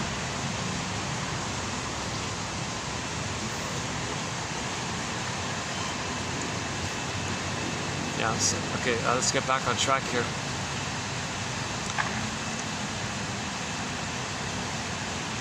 Okay, so this false self issue. Yes, we can function and live life with the false self, but we always feel empty. We always feel, where's the joy, where's the pleasure? And you're operating from the basic experience that the world is not a friendly place. Anger runs the console, so now you're cynical, and now you're angry all the time a little bit. It might be passive, it can take various forms. The body might bear the burden, the body can get symptoms, or you're angry in your personality, or the anger goes the feelings go inward, and then you get a psychosomatic symptom. So we're homotraumaicus, we're homoneuroticus like this. If we gotta create a false self to live life. We're born to live with our beingness and our true self and our authentic self. We're born to live from there. But if the baby's traumatized, he's got to make up a false self. One line is the false self protects you from the pain of losing your true self. But some people take the false self, or the defensive self, or this adaptive self, quote unquote, is their true self. That's all they know. I only know the false self. That's my true self, the false self. No, the false self is a defensive self. The false self is a defensive self. The false self is not meant to replace your true self. The false self is kind of there to protect you and to shield you from, and to like camouflage and to hide and protect and to guard your authentic self, which is exile. So you want to leave Rapunzel. You don't want Rapunzel to get worse. You don't want Snow White to get worse. So the false self protects your wounded soul, kind of thing. So you got to face this kind of issue. What happened? Why did the mother fail the baby? Why? What's the old cunning tale? So understanding leads to forgiveness, and forgiveness, this is all about forgiveness, but forgiveness is synonymous with understanding. So that's what these quotes are about. To get to the understanding, which automatically leads to forgiveness. When you get to forgiveness, A, you see your parents as people who are traumatized. B, that if they criticize you as a child, that's because they're stuck in their past, and so on. And you can be a detective to understand their trauma and what form of the trauma took. If are they a stinger? What kind of stinger? Are they a narcissist? Which kind of narcissistic pattern? And the clinging vine narcissistic pattern, the turtle narcissistic pattern, the voyeuristic one, or the familiar exhibitionistic one, or the Don Juan playboy one, or the bully pattern. That's the worst one. Or the Iago pattern, who uses bullies as proxies for that. But even, you see, they're very traumatized, the Iago pattern. The Iago patterns, See, their mothers envy, so they become envy to have a mother, and if they have the mother, they get the blissful union. So to have a mother, they got to see goodness damaged. So Iago spreads rumors around, get things damaged. They feel giddy with their mother in the mind because that preserves the blissful ecstasy that babies have with the mother. So they get that giddy feel. It's called Schadenfreude. So the stigma personality pattern is a lot of Schadenfreude. Now Schadenfreude, we don't mean if the victim gets some relief, if the abuse stops and they feel a relief. It's just a temporary thing. Schadenfreude is this ongoing perverse pleasure in that area to be the mother who hurt you and to repeat it. That's perverse stuff. They call it perverse logic, perverse thinking, psychosis-like thinking. The shrinks actually call it perverse thinking. It's like Schadenfreude. That's a pathological joy. It's not an authentic joy. You know, we need more Freudenfreude in life. Freudenfreude. One quote yesterday was the shrink gives interpretations that moves people from the paranoid schizoid mode of experiencing to the depressive position, Melanie Klein's theory.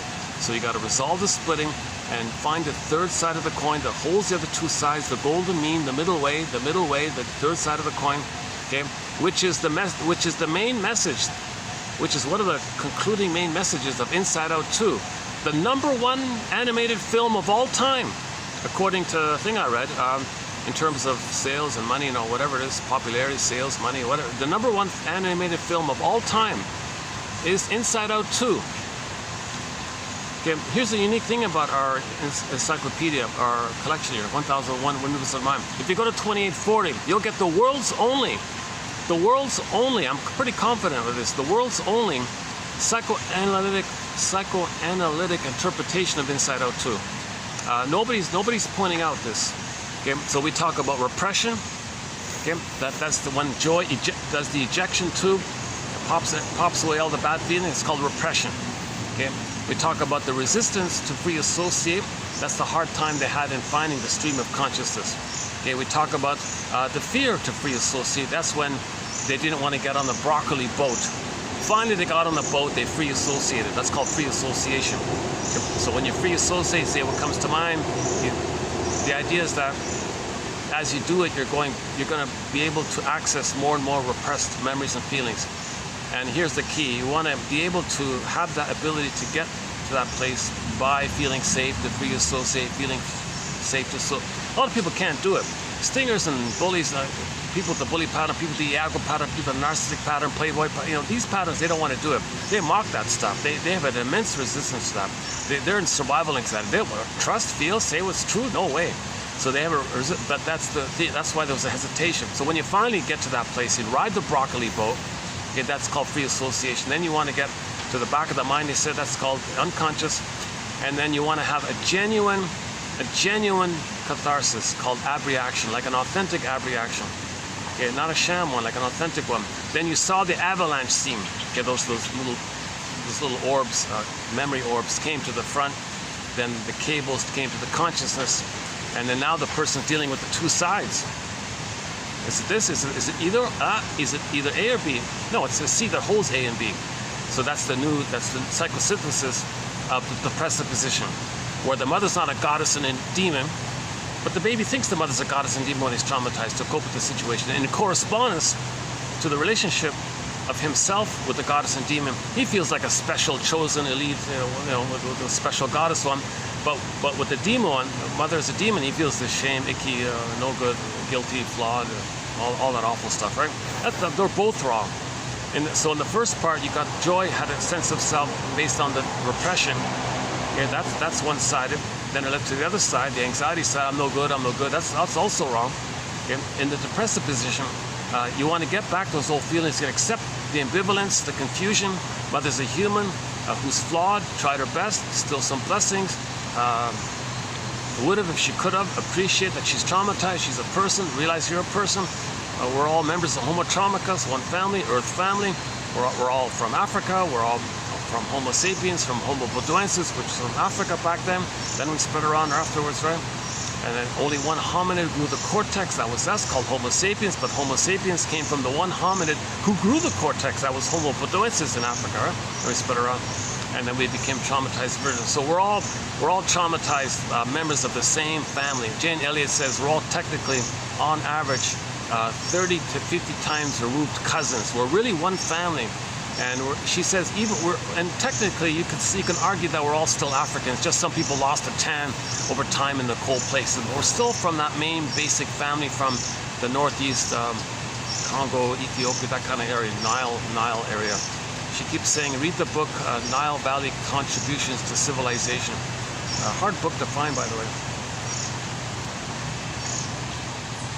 And so all the things that we have now, you can see it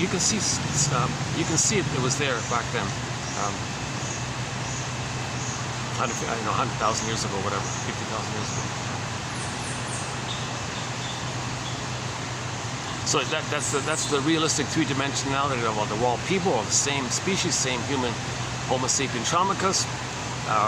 Now the confusion is the more traumatized ones. See, the confusion is when we're traumatized, we all feel guilty. That's the issue. The Labyrinth of the Guilt Complex, the Spellbound film, they had a book there, The Labyrinth of the Guilt Complex. That's the whole issue. Okay?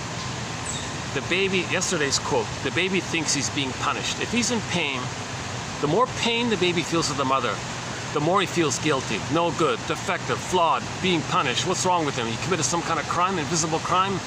That's called debt, guilt. You got to pay. He's guilt like this, right? So the top 20% of the most pain, the people, the top, if the pain were on like a scale or something, it seems the top 20% of the most pain, this seems to be,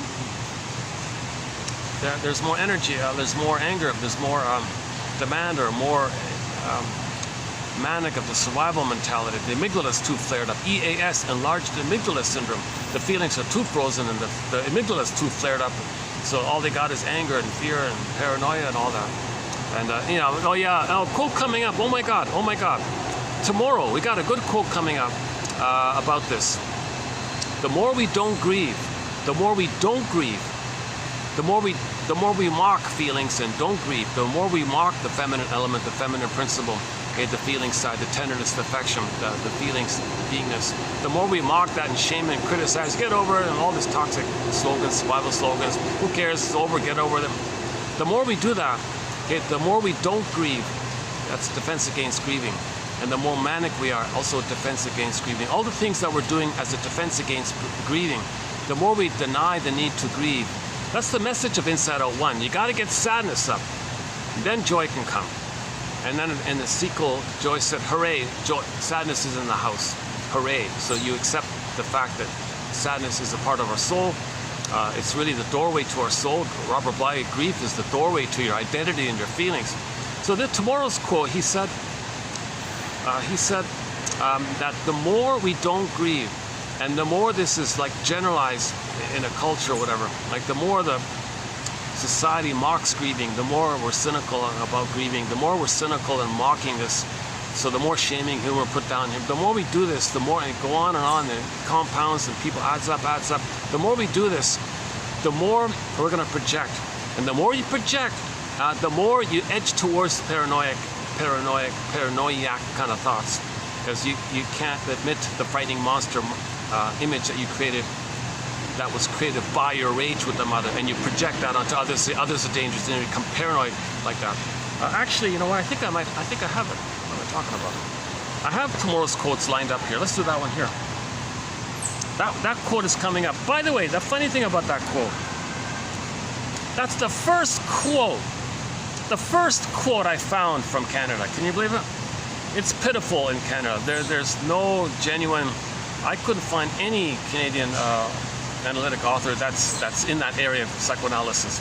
It's just this waffle, vague, repeating, wanting to sound important, intellectual, very airy stuff.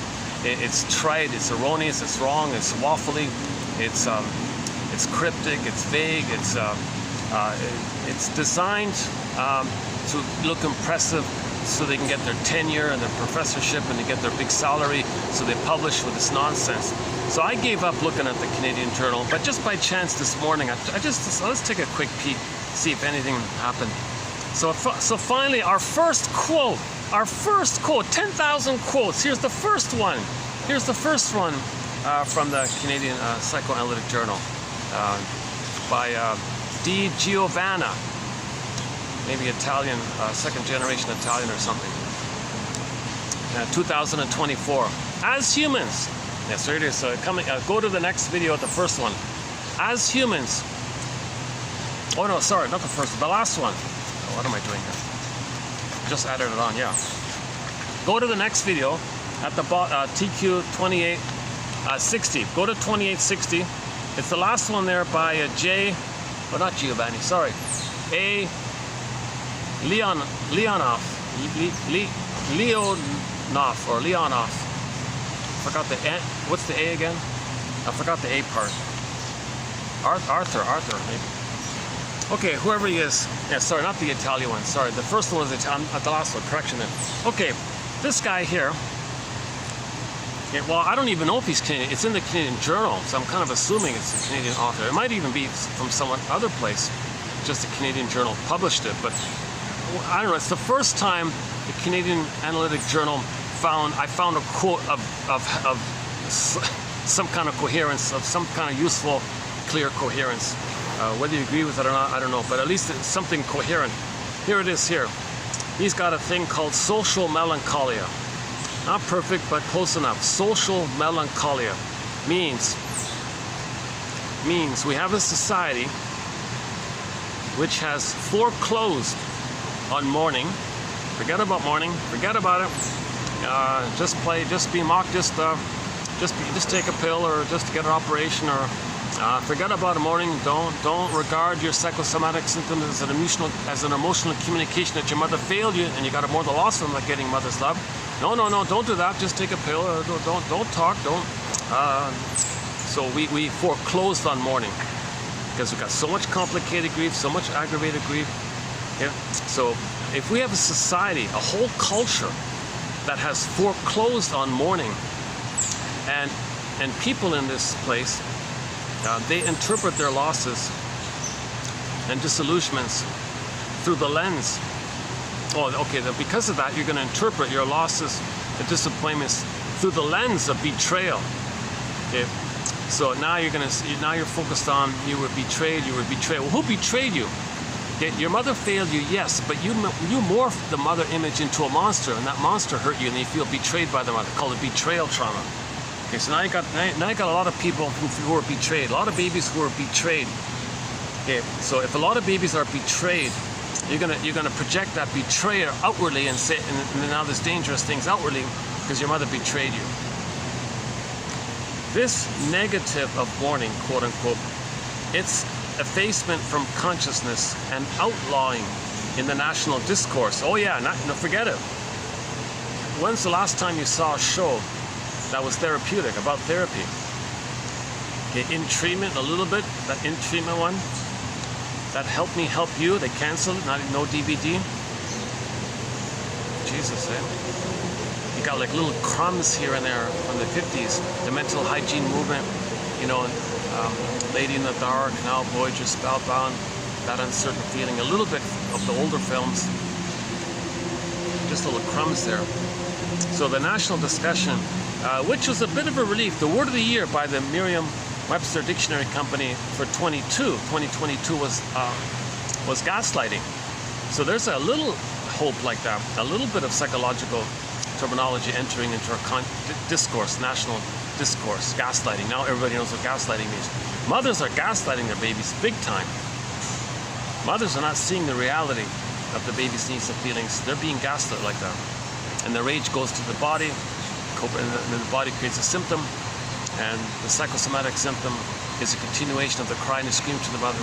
It just gets diverted, detoured inwardly to the organ, and the organ gets a symptom. So the symptom reveals and conceals the emotional problem with the mother. Sarno says, hypertension is your rage with your mother in the nursery. John E. Sarno. This negative of mourning, it's effacement from consciousness. Effacement from consciousness. We don't want to face it, so we don't want to face it into our consciousness. We even outlaw it. It's forbidden. Imagine that. Somebody presents a proposal. Let's do a therapy sitcom. Outlawed, no. If you want to be cynical about it and mock people, fine. You know. And if somebody starts it, you notice it's always changed. The directors are exiled and they got some nonsense comes in. Like if something starts it, it's canceled, unavailable. So it's like a bell rings or something. Who's doing that? Outlaw. No, don't teach people about their feelings. Because if they know inwardly, then they know outwardly. We don't want them to know inwardly, because then they're ignorant about outwardly. If they're ignorant about outwardly, because they're ignorant about inwardly, then they're easy to control and pillage and plunder, because the people are doing it are repeating the pain of losing their inner life and identify with the aggressor, want to rob others of their inner life. So outlaw self-awareness. Outlaw. Okay, that's what he means. The capacity to mourn is the pathway to humanity, social justice, etc., etc. Whereas the negative of mourning instills paranoia. Yeah. If you trace it all down, you've got a whole argument. I only read the abstract. You gotta be a paid member for these journals. I didn't read this article. This is only from the little introductory apps. They call it abstract. The little those are free. You can see those abstracts. A lot of quotes come from the abstracts. So this is from the abstract of this guy, 2024. The first time I found something from them. Can you believe it? It's Canada. It's true. It's definitely true in a lot of places like Canada, Australia, New Zealand. You're blaming the mother. No, we're trying to understand her, and that's honoring her. You're putting her on a pedestal. You're not honoring her. I'm honoring her. What are you talking about? She's a goddess. You're not honoring her. You're lying. That's for yourself. You needed to delude yourself like that to feel safe, to survive. We get that. But you're not honoring it. The true meaning of honor your mother, honor your father, is to know their story, their psychological story. And that's honoring them if you get the truth of it. If you're lying, and you're lying, that's not honoring if you're lying. You got to get the truth. That's honoring. The true meaning of the honor, Barry Grosskopf was saying in his book called Forgive Your Parents, Heal Yourself. But it's more in his follow-up book called, oh boy. Whatever the I forgot the title of the follow-up. That follow-up book was the main one about it. Something about the puzzle, was it? That was almost a year ago we did that one, yeah.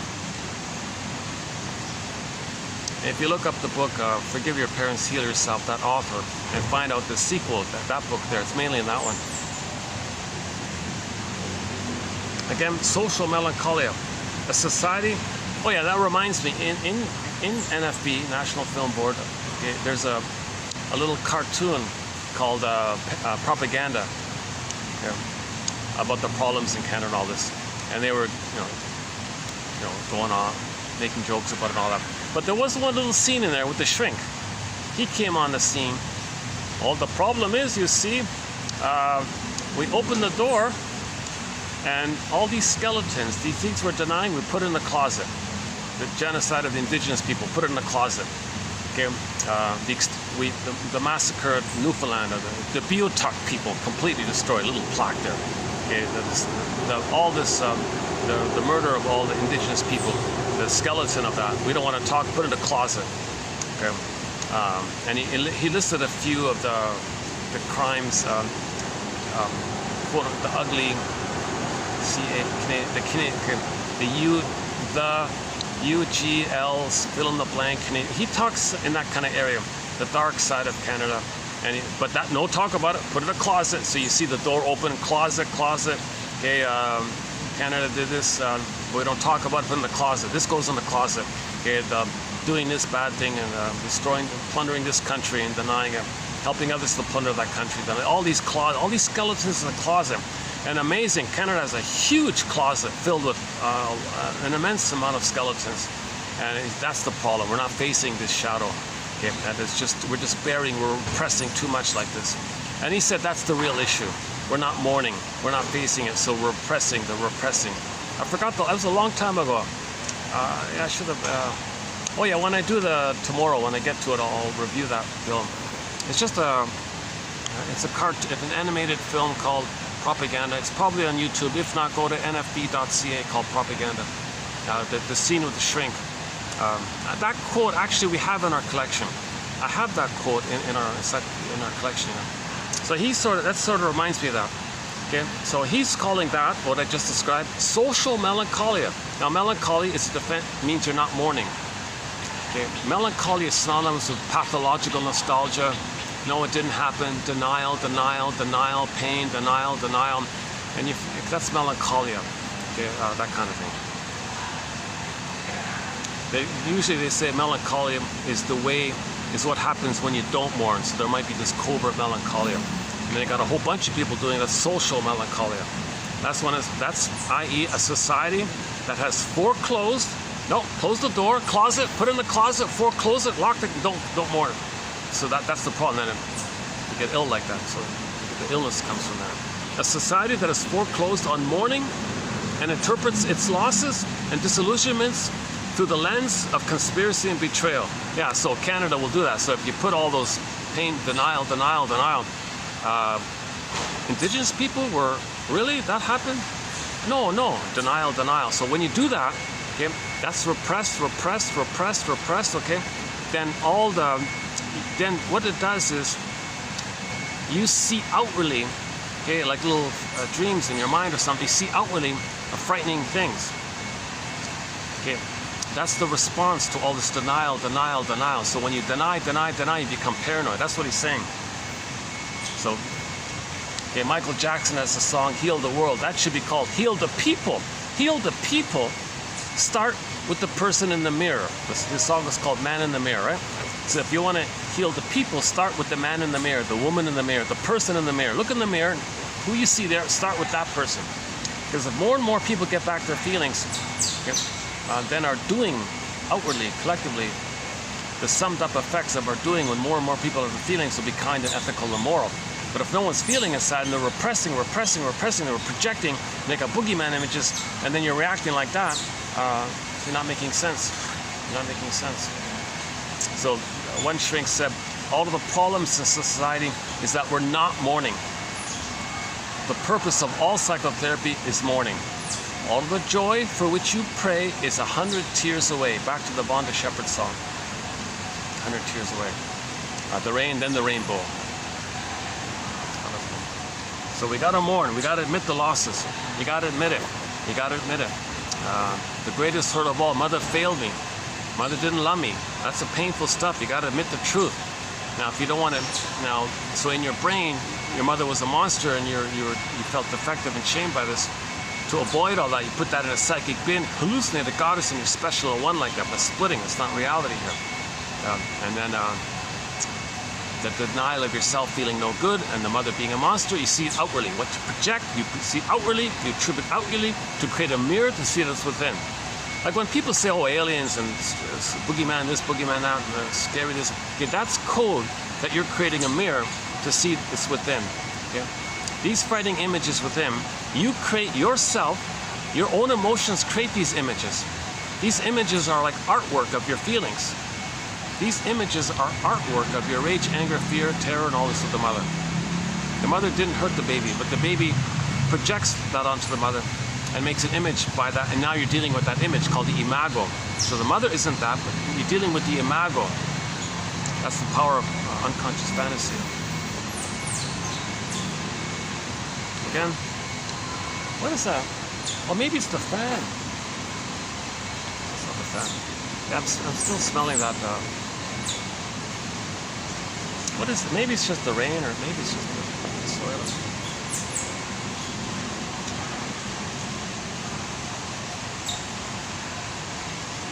I just need to make sure nobody's spraying or something.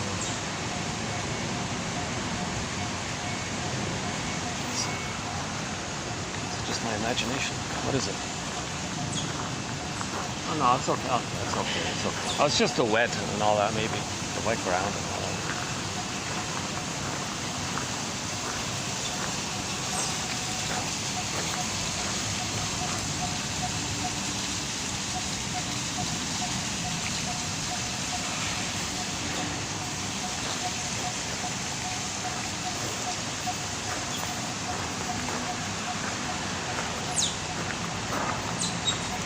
That's the one advantage, is that people don't want to sit outside due to the heat. So I can use this place because of that. Took me a long time to find this place, yeah. Very nice venue, nice people and all that, yeah, great place. All right. Again, social melancholia. Absolutely. National melancholia, or the culture of melancholia, the culture of denial, the culture of denial. Let's call it that. Instead of social melancholia, let's call it a culture of denial, denial, denial. No, you don't have feelings, mark that stuff. So there's a worship and a praise for the people to bully pattern and violent kind of things, because you think they externalize your rage. See, so we don't even know that we're enraged. Anger is an expression that your needs didn't get met for mother's love. If the baby doesn't get mother's love, of course he's angry. Anger is not innate. It's the byproduct of trauma. If the baby's not traumatized, he'll be calm and reasonable and he'll have a strong voice, an authentic voice. He'll make I statements. If he makes I statements, people feel trust because he's honest like that. And you trust people who are vulnerable and honest. So things are more in that area. But when there's a culture of melancholia or a culture of denial, oh my God, you can't. In most places, you just mention indigenous people. Oh, you get an enraged reaction. How dare you, imply that, bring up some kind of feeling like that. It's defense against feeling to be enraged like that. I feel sorry for that. It's really sorry. Okay, a culture of denial, he calls here social melancholia. A society that has foreclosed on mourning. So that's the image in the comic, the animated film called Propaganda. Okay, National Film Board of Canada, 60 something. An old classic kind of. That scene where the shrink, you see the door open in the closet. Okay, you see this image goes in, this goes in, this event went in, this went event, all these denials again. And now since that time, you can add so much to it. I even feel hesitant to point it out, like to say the kind of things. Now Canada's a cheerleader for the genocide that's taking place. That's going to go in the closet. Really? You're going to say that's an awful thing. Yeah, this morning I heard some doctor was saying, what, you're reporting that only 40 people were mass murdered in the land grab for the white European expansionism project, quote unquote, to pillage and plunder. You said only 40,000 of us were murdered in this massacre to drive the 2 million away? Oh, it's way more than that. It's closer to 200,000. He said 200,000, 8% of the population. So as I'm posting this video, there's a massive plundering and pillaging taking place. So the top 20% of the traumatized want summer homes or something. So they're saying to the 2.3 million people in an area, go, we want your land, get out of here. They're saying, well, where are we going to go here? Well, get out, I don't care. My mother didn't care about my soul when I was traumatized. I become her, I'm calcified, I was tortured and bleeding on the torture. I'm not going to feel like that. I'm in survival mode. I got to plunder the way my mother plundered me, so move, get out. So 2.23 million were being forced off their land. A lot of them didn't want to go because they had no place to go. Well, let's motivate you. So they bombed the place, and 40 million were mass murdered. Babies dead in the rubble, bleeding, mass graves, and you see little children dead in the rubble, and their bodies are rigor mortis set in. And the poor guy was pulling up his kid, and the little child was stiff like a board like that. All these, and they're desperately trying to not let you see that. And they're making a huge effort to not let you see what's going on like that. So there's an example. EU and all the others in Canada like, oh no, pillage, plunder. It's okay, pillage, plunder. My mother didn't see me as a human being. Babies are human beings. My mother didn't read that book. She didn't treat me like a human being. So they do that to the poor people. And that doctor was saying, it's way more than 40,000. That's scary to hear that. Very sad to hear that. And then you got Canada, like a cheerleader, like the EU lady is a cheerleader for it. And then you got to be kidding. And then some of the Irish people are speaking up because they have empathy like that. Look, they're people like we're people, and you did that to us in the past. We get what's going on here. So the Irish have empathy. A lot of Irish speakers like Claire Daly and Mick Wallace, is that right? Mick Wallace, Mary Jane McDonald, is that right? And a few others in that area. When they give their speeches, it's like it's kind of like the people listening to it are like, you're talking like how I was as a baby. You're crying and pleading. Well, that's me as a baby. And they're saying, I'm gonna reject you because that's my mother rejected me.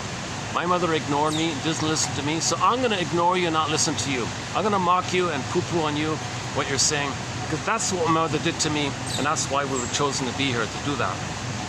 So the people doing this, okay, mocking the Claire Dailies of the world, giving their passionate speeches like this, okay, the people mocking this, making fun of them or whatever it is, okay, that's code for they identified with the aggressor. Okay? So that's code for, that's how their mother treated them, the way they're treating people like Miss Daly and others like that.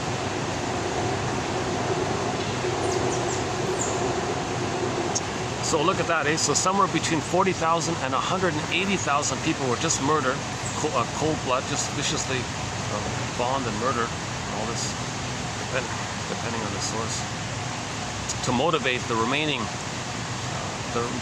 people to go away, because they already plotted out the plans to build summer homes for the 20% traumatized. So the top 20% traumatized, it's not about skin tone. It just so happens it coincides that the top 20% were in a place where there was less sun and lost a tan. Nobody has white skin, nobody has black skin, everybody has a shade of beige and a shade of brown. Okay? Jane Elliott said technically a shade of beige is a shade of brown. We all have a shade of brown. And the person who's kind of palish like that, that's the blood goes inwardly to protect the vital organs because of stress. So look kind of pale, but still have a shade of beige.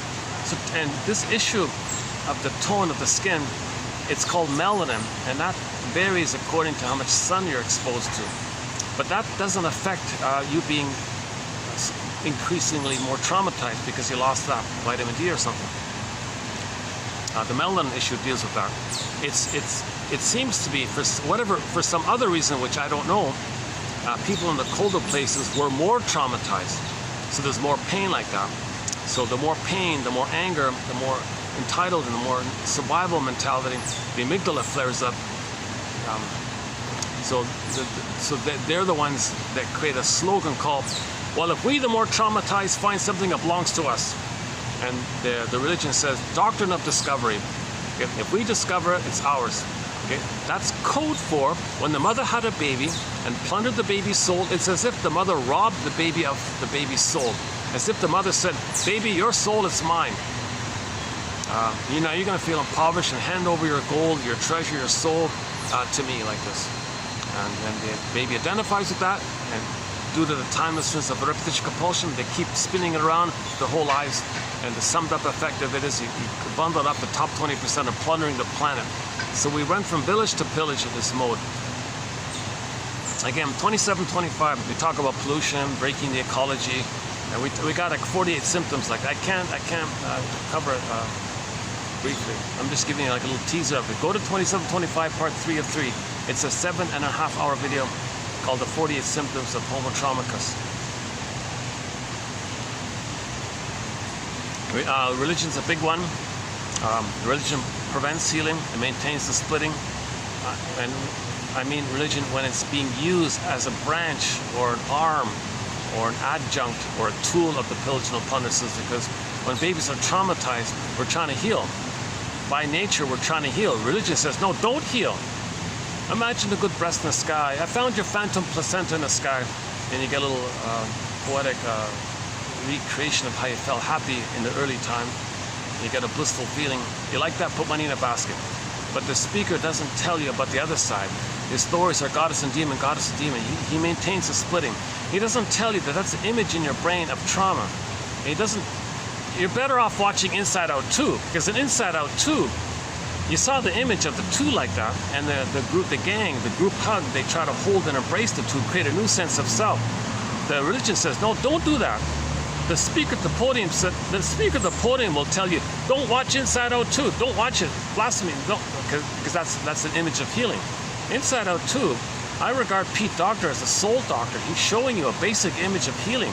In that one 90-minute film, you see repression, you see free association, you see abreaction, you see the psychosynthesis of healing the splits to get the new sense of self that holds the two, the third side of the coin, where before it was either or like that. You want that middle one that holds the three-dimensionality of them. And then Riley would relax, she would play, love, happy, apologize, make friends, she was successful. She was happy like that afterwards. Again, 2840 for a complete discussion on Inside Out 2. So that's resolve the splitting. You only resolve the splitting if you forgive the mother. But to forgive the mother, you got to honor her. Now to honor her, you got to get this truth, the true story. Then you can forgive and understand. Then you heal the splits and you get back yourself. That's abreaction. For more on abreaction, that fancy term, I recommend doing the 29 videos from 2740 to 73. Okay, the Janoff material, 2745 to 70, and then 71 to 73. That 29 videos, that's a good Psychology 101 right there. And then read the comic Psychoanalysis, and then read Masterson, Karen Horney, and get this encyclopedia. I think they're off and running. Got a good start. Read Robert Bly's audio, the Odyssey starring Amanda Sante. That's a pretty good start.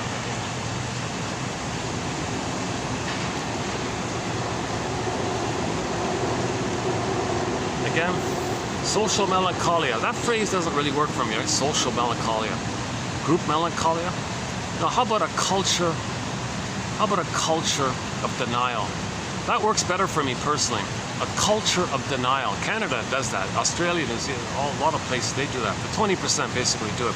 How do you plunder and pillage? You got to deny your pain. That's when you plunder and pillage, because then you got to have that psychology to pillage and plunder. You got to have the prejudiced mind, the prejudiced personality. So don't heal. So you got to repress, deny. A culture of denial. That's like a culture of the pillage side, right? A culture of denial. A culture of denial.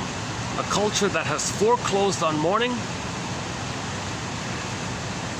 That's why the 50s had like a little bit of hope in the 50s. In the 50s, there was a bit of a hope.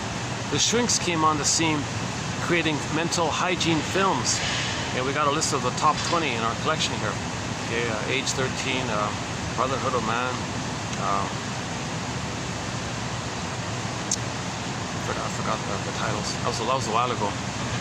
But you'll find it.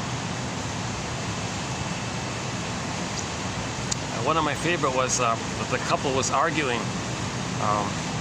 The couple was fighting all the time.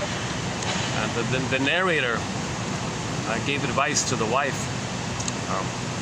So the problem was the guy would go to work, come home, and rant about the office, the day at the office. He wouldn't listen to her and ask her, how you doing? How was your day, darling? He would just come home all steamed up about the office and going over the day like that. She felt ignored. How come you're not talking to me? I feel lonely like this. And then she, got angry at him and put a wall like that, and they were on the verge of divorcing like this. So the narrator came in and said to the wife, "Dear wife, all you gotta do is say to the fellow, darling, are you going over the day to see how you better could have handled it? Oh my God, darling, that's exactly what I'm doing. Thank you." That would have saved the marriage. That was the suggestion from the shrink, the narrator voice, shrink voice. Or not, in recent self-help, darling, you must have a very good reason for saying this. That's right, I do. What's the hardest thing about this that you're saying? Well, it's all this and that. Oh, I feel heard. Oh, thank you, dear. How was your day, dear? Like, you gotta, if she can do it first. Because he's all charged up. She stayed at home, went shopping, whatever.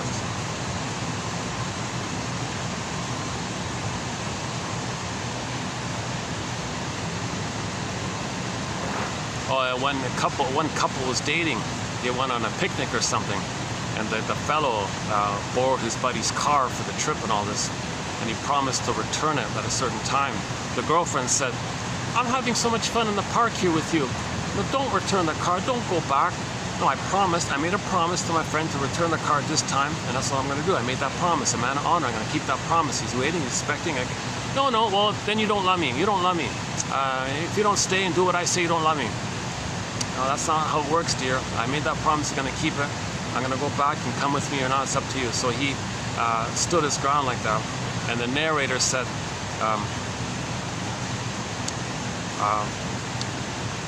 that he was an honorable guy, and she was being extremely selfish in that area. So this is like the mental hygiene movement, spiritual, emotional hygiene. So they had these. So I posted the top 20 films from that mental, emotional, spiritual, moral hygiene movement of the 50s, and these are written by shrinks. The script of these films are written by shrinks. They're pretty good. They're still good. A lot of them are kind of simple. Some of them are basic. So I didn't post the whole list. I just posted the top 20, I thought. And in the 50s came the comic psychoanalysis. But then a lot of them were pushed. They were either threatened or coerced or motivated, quote unquote. A lot of shrinks went to Madison Avenue to sell products and stuff, to engage in propaganda, PR, advertising tricks. So a lot of them sold out, quote unquote. But the ones who didn't, we appreciate. The soul doctors, we appreciate. We appreciate Masterson, Horney, Burglar, Horner, Althea Horner, okay, Gradstein, Ogden, okay, and the list goes on. Guntrip, Solani, the list goes on. We appreciate these 2,000 shrinks that we have in our collection, roughly. Janoff as well. And now this new one here, 2024, Mr. Leon Off. How do you pronounce his name? Leon Off? It's not Leon Off, right? It's Leon Off. It's spelled O-F-F, like Leon and then O-F-F, Leon Off. Leon Off. I never saw that name before. So yeah, I'll keep an eye out for this guy, see if he writes something else.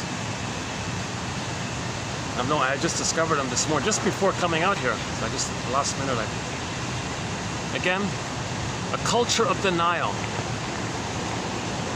So the 20% are going to deny. They're going to open the door, put the closet, skeleton in the closet. So you saw that image in the propaganda animation film. The shrink was saying, "Oh yeah, we deny the genocide of indigenous people. We deny the slavery of the indigenous people.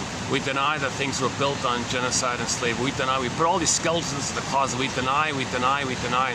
We deny our involvement in the genocide that's currently taking place. We deny. We have a culture of denial, and the social, at least the social. Now, the more you deny, the more you repress, the more you're going to project. And now, when you project, that's a mirror to see that you're repressed, that's repressed. Projection is the means of bringing repressed material to your consciousness. Lachlan calls it a mirror. So people who say, "Oh, they're dangerous. Oh, we good, you bad. They bad, we good, you." Okay, you feel bad. Your negative beliefs about others, that's code for how you feel about yourself. Prejudice is confession about yourself. Again, that's another Leon. Yeah, Saul. Leon Saul said that, right? When you have this prejudice, all this prejudicial kind of thoughts about others, and people are bombarding it and want you to engage in it. Okay, that culture, that you're denying that you feel that thing you're saying about others, that's how you feel about yourself. The culture of denial. A culture of denial. A society that has foreclosed on healing, that has foreclosed on growing up and being mature and being an adult, that has foreclosed on the hero's journey, the second journey. Oh, hi. Hi there. Oh, the little kid looks like a little genius professor. He's got I don't know what, 5 or 6 years old. He's got glasses on. Looks like a little scholar. The lady's kid there.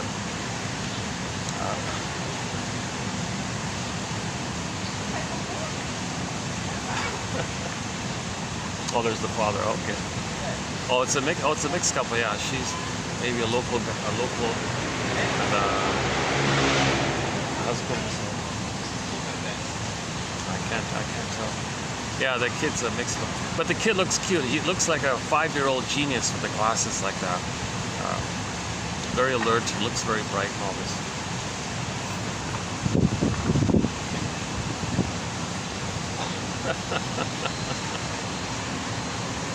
Oh my God, that kid could be like a,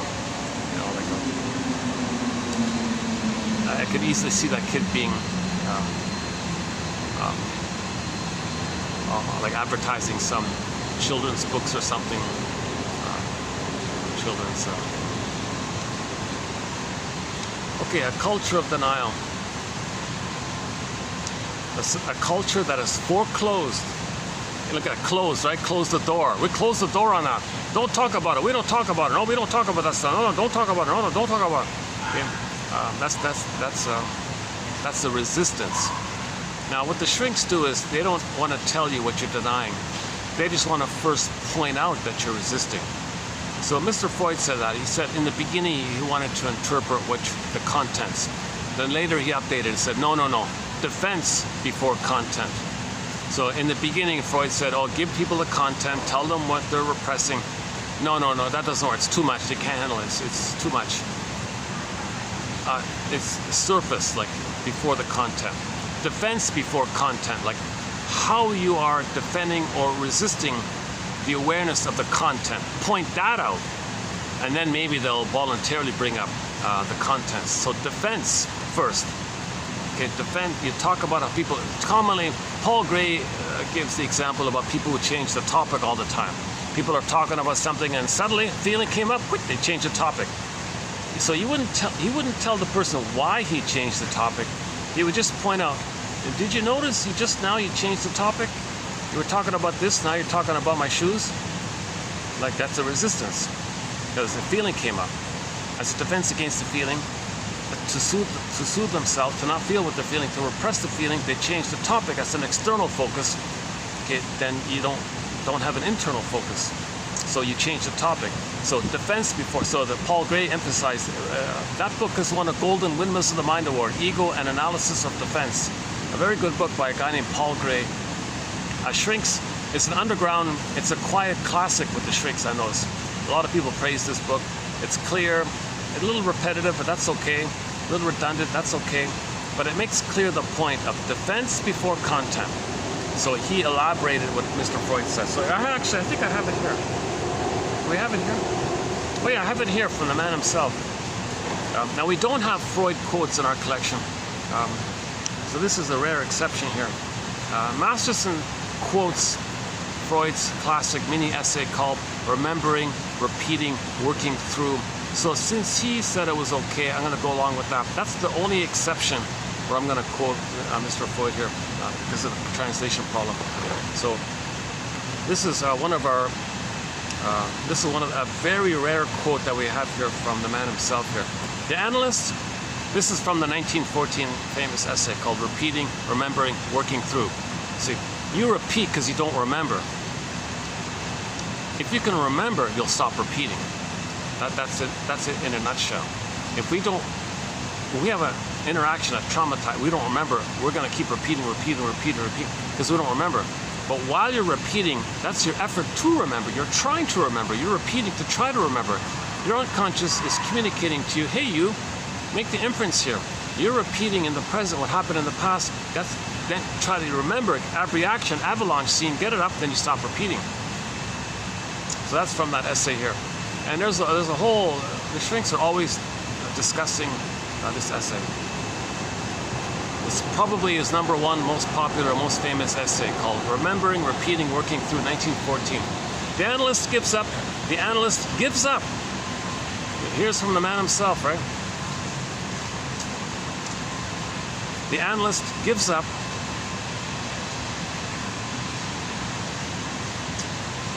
The analyst gives up the attempt to bring a particular problem into focus. No, not going to talk about what you're denying. I'm going to give up that. No more. Because he tried it at first. He even tried to hypnotize people to do it. He said, no, no more. Stop that. Freud, he contents himself. So Freud is saying the shrink now should content himself with studying whatever is present for the time being on the surface of the client's mind, recognizing the resistances which appear there and making them conscious to the client. That's it. Defense before content. Again, the analyst gives up the attempt to bring a particular problem into focus. He contents himself with studying whatever is present for the time being on the surface of the client's mind, recognizing the resistances or defenses, the things you do to make you unaware, okay, which appear there, and making them conscious to the client. Did you notice he changed the topic? Okay, Masterson's version of it is, it's so painful for you to focus on yourself. So what you do to soothe yourself is to say that it's the fault of aliens who visited this nonsense. Or you blame someone else. So it's so painful for you to, Karen Horness calls it the paucity of inner experiences, emotional poverty. Like, so to deal with the pain of that, what you do to soothe yourself around the pain of that is to blame someone else. So what do they have to do with it? You got to be kidding.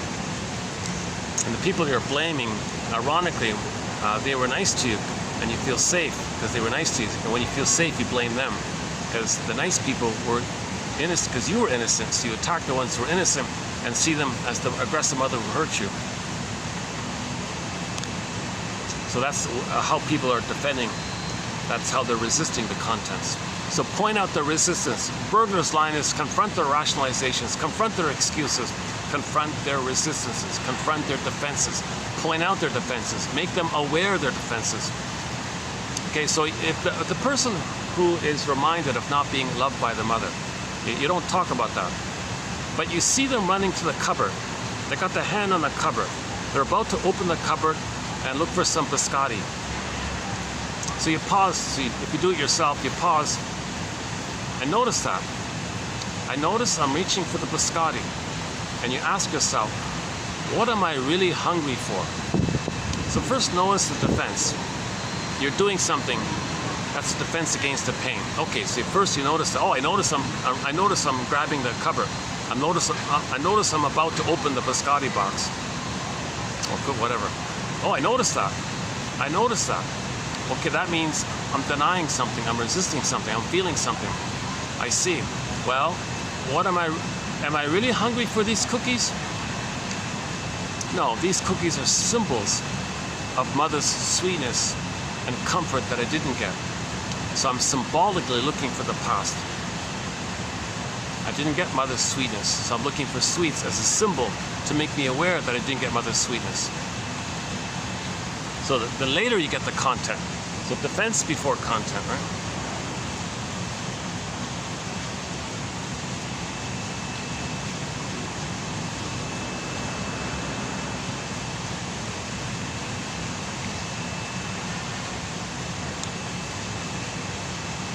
I wanted to engage the father there a little bit, but he's kind of avoiding me a little bit.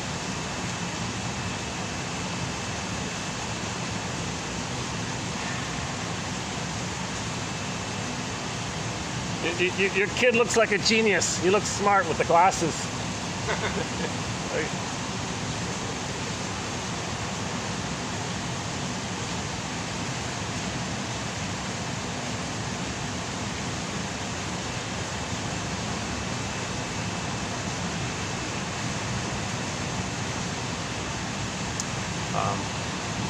No, I didn't get enough. I can't judge it just from a little chuckle. I didn't get enough. Well, the kid looks kind of happy, so I think the family's okay. Yeah, family's doing all right.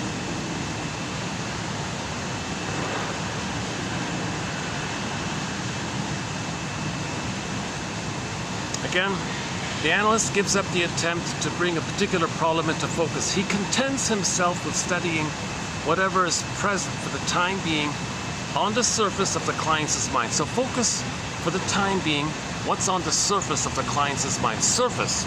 The surface, okay, before the depth. What's on the onion? What's on the top first? Don't bypass the top part. Don't skip it and, oh yeah, mother didn't love you, that's why you're eating cookies. That's too much. You're eating cookies because your mother didn't love you. So first say the defense, then the content. Like, you got to get the order right. So they make a big deal about the sequencing of it all. Defense before content. That's like one of their rules there, the shrinks. Defense before content. Defense before content. One of their axioms, one of their rules like that.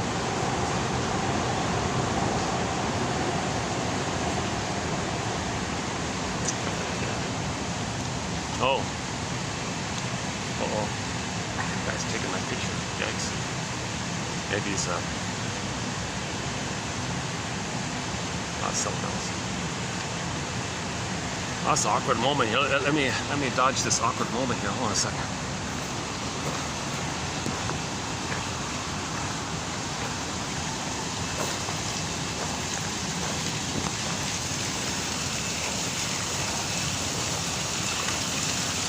Or maybe he just wants to tell the kid, look, you know that stranger there in the park, he said you're a little genius. I agree with him. See, you're a little genius. See, I think so. The stranger thinks so.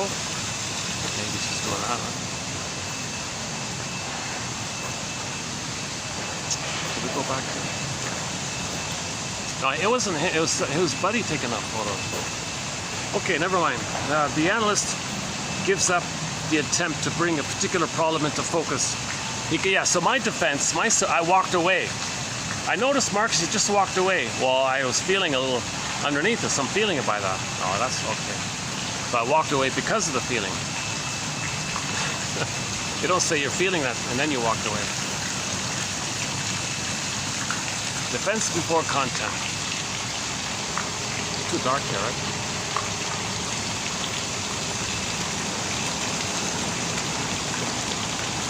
The analyst gives up the attempt. The analyst gives up to.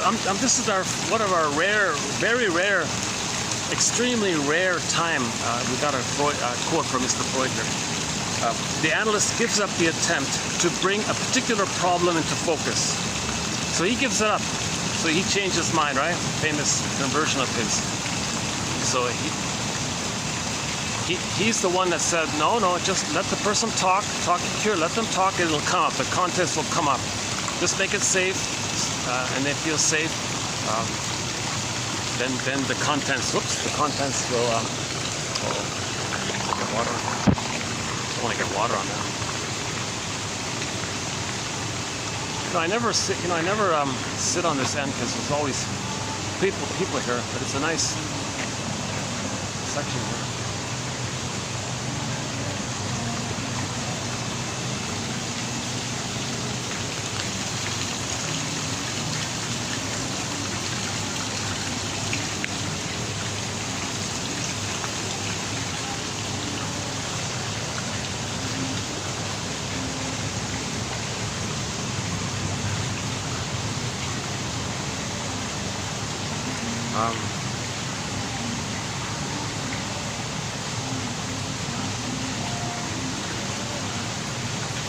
Oh my God! I hope you didn't think I criticized him. Your son wears glasses. Criticizing?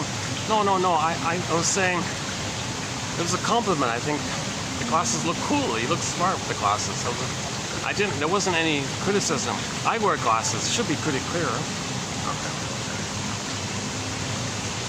So the more repressed people are, the more people deny, the more they project. The more people project, the more the paranoia is involved. So we got to get people. Again, the analyst gives up the attempt to bring a particular. See, yesterday about all the people who took yesterday's topic. See, Mr. Freud would be against that, right? Yesterday's topic. Oh.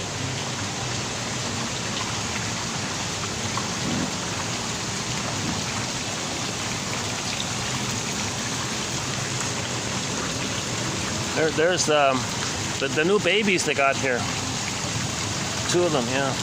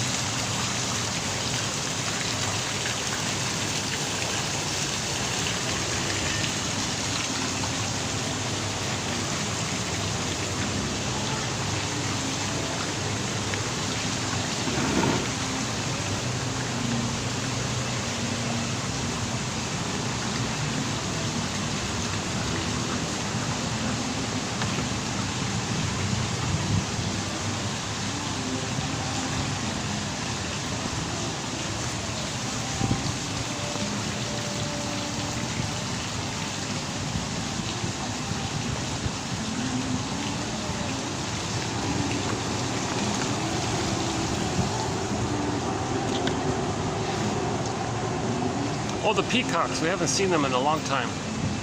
Let's visit the 2 peacocks they have here.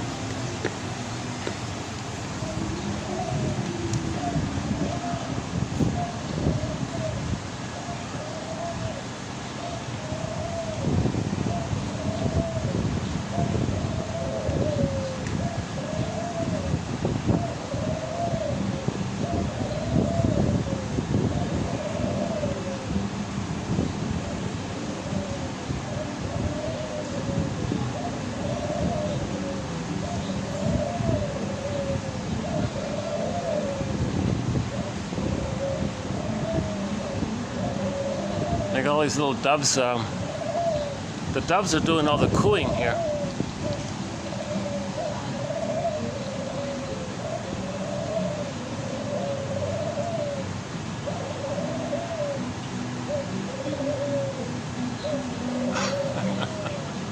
Oh, there they are up there. Oh.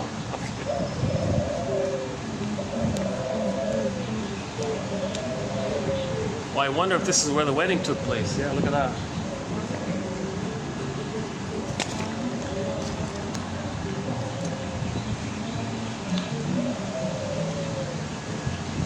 Oh, the guests just left. All right. Aha. Sit down.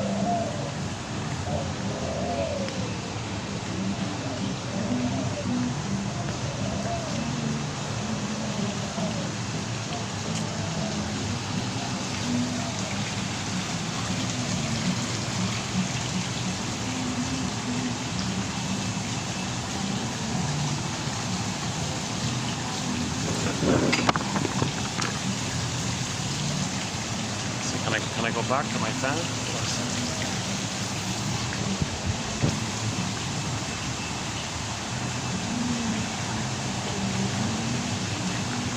Yeah, this this stone rabbit,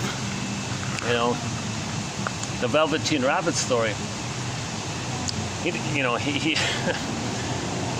what does it mean to feel real, rabbit? Like if this stone rabbit could speak, it would say to the real rabbits, hey you guys, talk to me here. What does it feel to be alive and real? Here I am, this stuffed stone. I want to be alive and real. Talk to me, guys.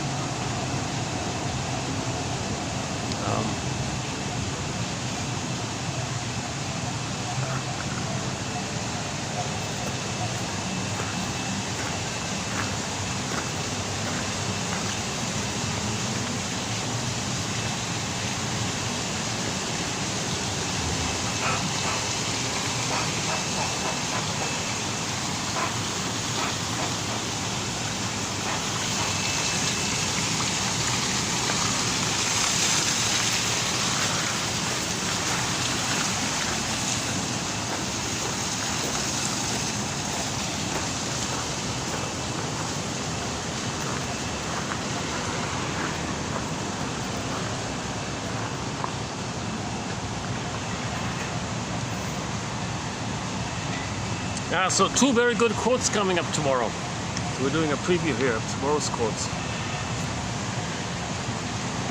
Defense before content. Okay, tomorrow's quotes are good. They're really good tomorrow. So let's do today's quotes then. Yeah, okay, let's get into today's quotes.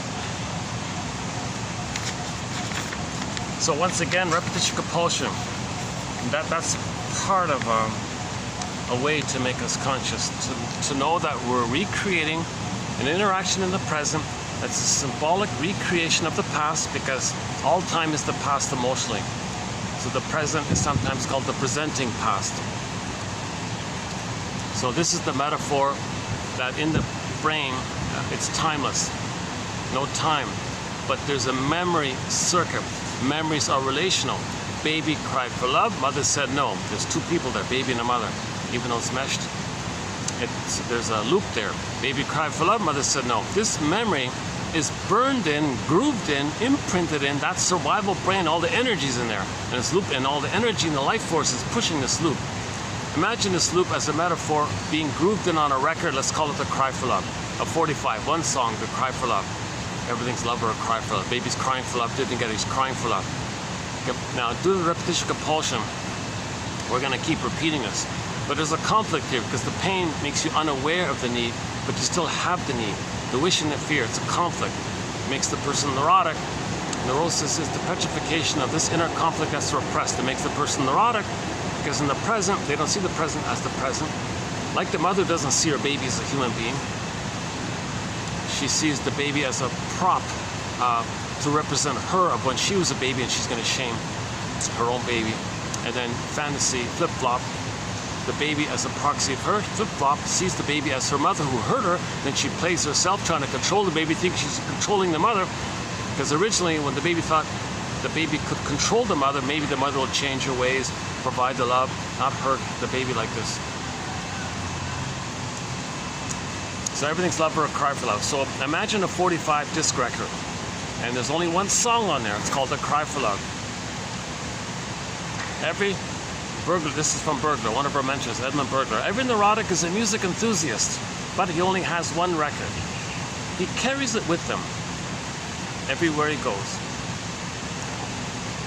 Every time he sees a turntable, with never-ending fiery ardor, he says, he runs to the turntable, plugs it in, puts the 45, okay, turns the power switch on, picks up the needle, puts it over to the beginning, gently places it down. You hear the crackles and the scratches, and he plays that tune. The metaphor is in that present situation, he's going to dramatize, melodrama, psychodrama, what caused that problem. He's going to replay what's on that record. What's on the record? He cried for love, mother said no. New situation, plays that same old record. New situation, plays that same old record. He moves to another country, same old record. New job, same old record. New friendship, same old record. New interaction, new conversation, same old record. Every new situation that's of some kind of emotional importance or whatever, he's going to play that record. Or maybe just all the time he's playing it. Just keep playing that same old record.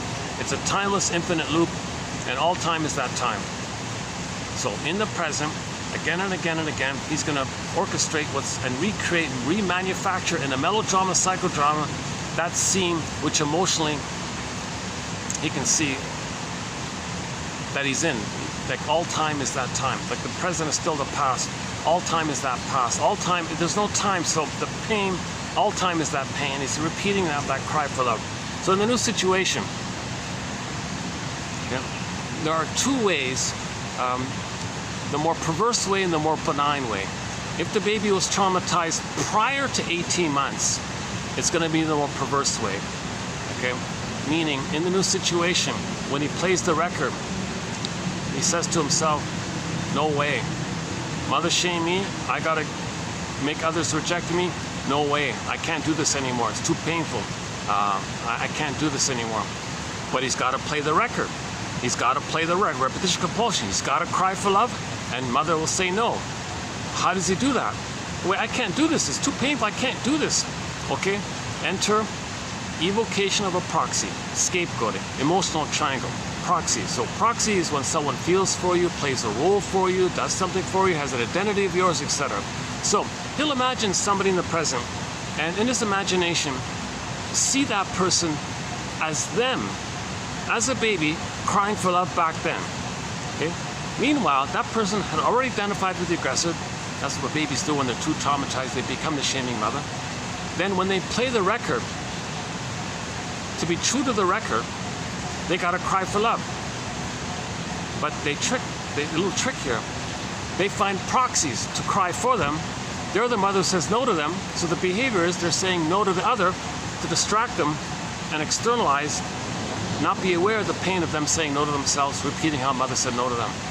Now the truth is, they are angry at the mother. They wanted to control the mother, possess the mother.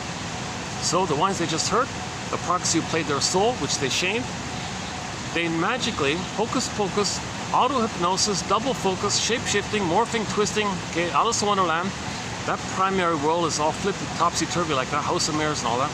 The proxy, he'll now see as the mother, mere paranoid projection, right? The more you deny, the more you project, and it's paranoidish, that monster image of the mother is there, the proxy.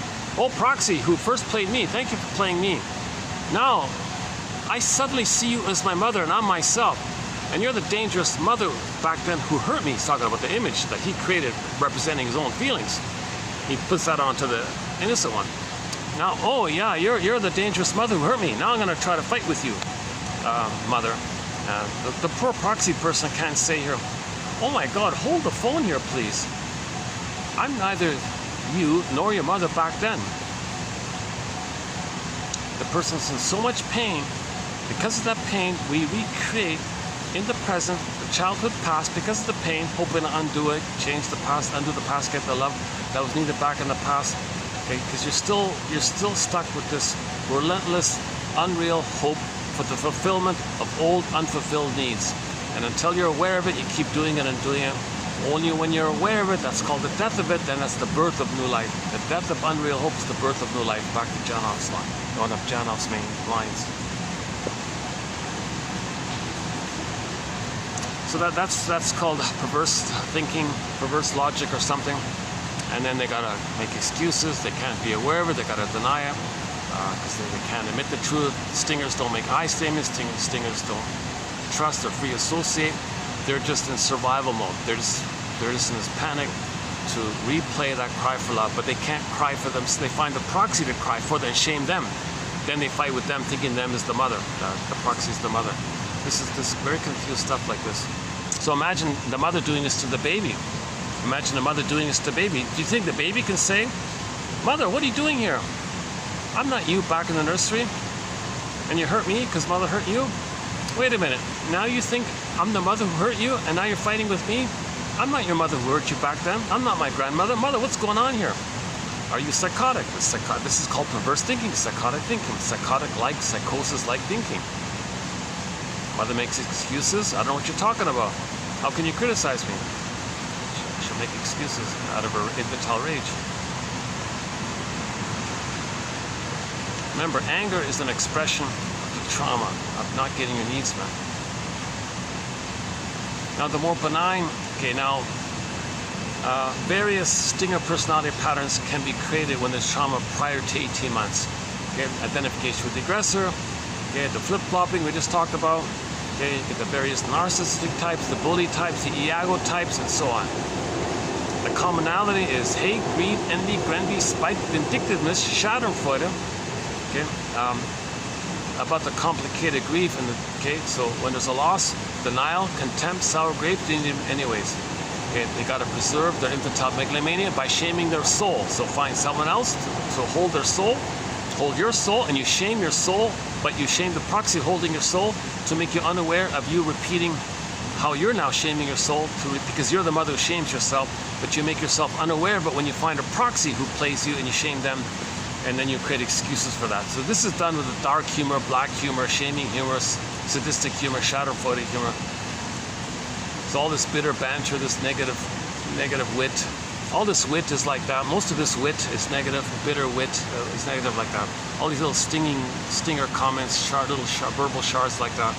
So innuendo could be innuendo like that, or implied directly like that. Then you say, "Oh, just joking, man. I'm just joking, man." But you feel good because you're the mother who shamed yourself, and you are her. So if you are her, you maintain the blissful oneness. Okay? The chemistry of that is represented by the little white flower called the narcissus flower that gives people this blissful illusionary thing. So he gets that's called schadenfreude. He's one with the mother, so he feels blissed. The pain is externalized and numbed, so doesn't care about that. He's addicted to it. So the stinger personality patterns are considered to be addicted to that little white flower. That little white flower, they're addicted to it. It's an addiction.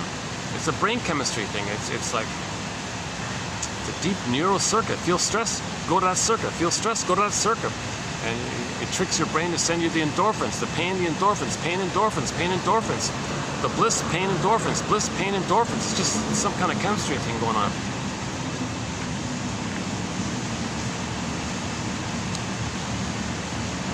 Now the clingers and the pleasers, those who are traumatized post 18 months, they play themselves. And they get disappointed by others, but they don't hurt others. They just feel the disappointment again and again. So they're childlike, they're naive, they're too trusting, they want to save others like the child wants to save the mother. They're in that mode. So it's more benign like that. And there's a whole topic about the stingers, if they're together, if the clingers are together, if the stinger and the clinger get together. Oh boy, that's a huge topic there. Okay, so we talk about stingers playing big shot together, scapegoating the child, emotional triangle issue, and some of their slogans, all of their survival slogans, my greedy, your greed, and we include some of the songs in that area. A lot of these perverse, disturbed songs, they're in that survival area. The clinger, and their humor is always darker. The clingers and the pleasers, they're more playful and helpful. They want to save, they want to enlighten. So they're still trying to save the mother. And the world is the mother. But they always feel no good, guilty. They got to save the mother. They're still trying to save the mother. Stingers give up on that. They give up on that. They give up on that. They find proxies trying to save the mother, and they shame them. That's what happened to them. So we don't want babies to be too much emotionally abused by the mothers. That's the problem like that. Then you get a culture of denial, more paranoia, more opening the closet issue, back to the cartoon, propaganda cartoon, NFBCA, Shrink was saying, and the skeleton. The problem is all these skeletons in the closet. You got all these skeletons. The genocide of the indigenous people, skeleton in the closet. Destroying, turning that country into an SH, fill in the blank, fill in the blank, fill in the blank, fill in the blank. Is that right? LE country. We did that. Oh, put that in the skeleton. And we plundered that country, created immense poverty and all the suffering in that country. People live on $2 a day in that country, $1 a day in that country. We did that. Oh, no, don't talk, put the skeleton in the closet. Skeleton, all these, they kept doing this kind of thing. And that's the real issue. And they brushed it over. Yeah, Mr. Shrink Man, you egghead, you know, you with the glasses. Did you have, oh yeah, I had glasses, right?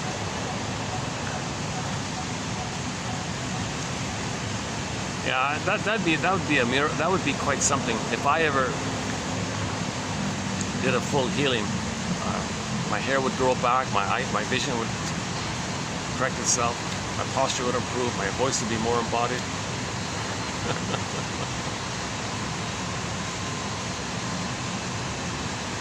Hold on a sec. How are we doing here? What's the time? Oh, 1%. Oh, I gotta close up. See ya. I'll see you in part 2.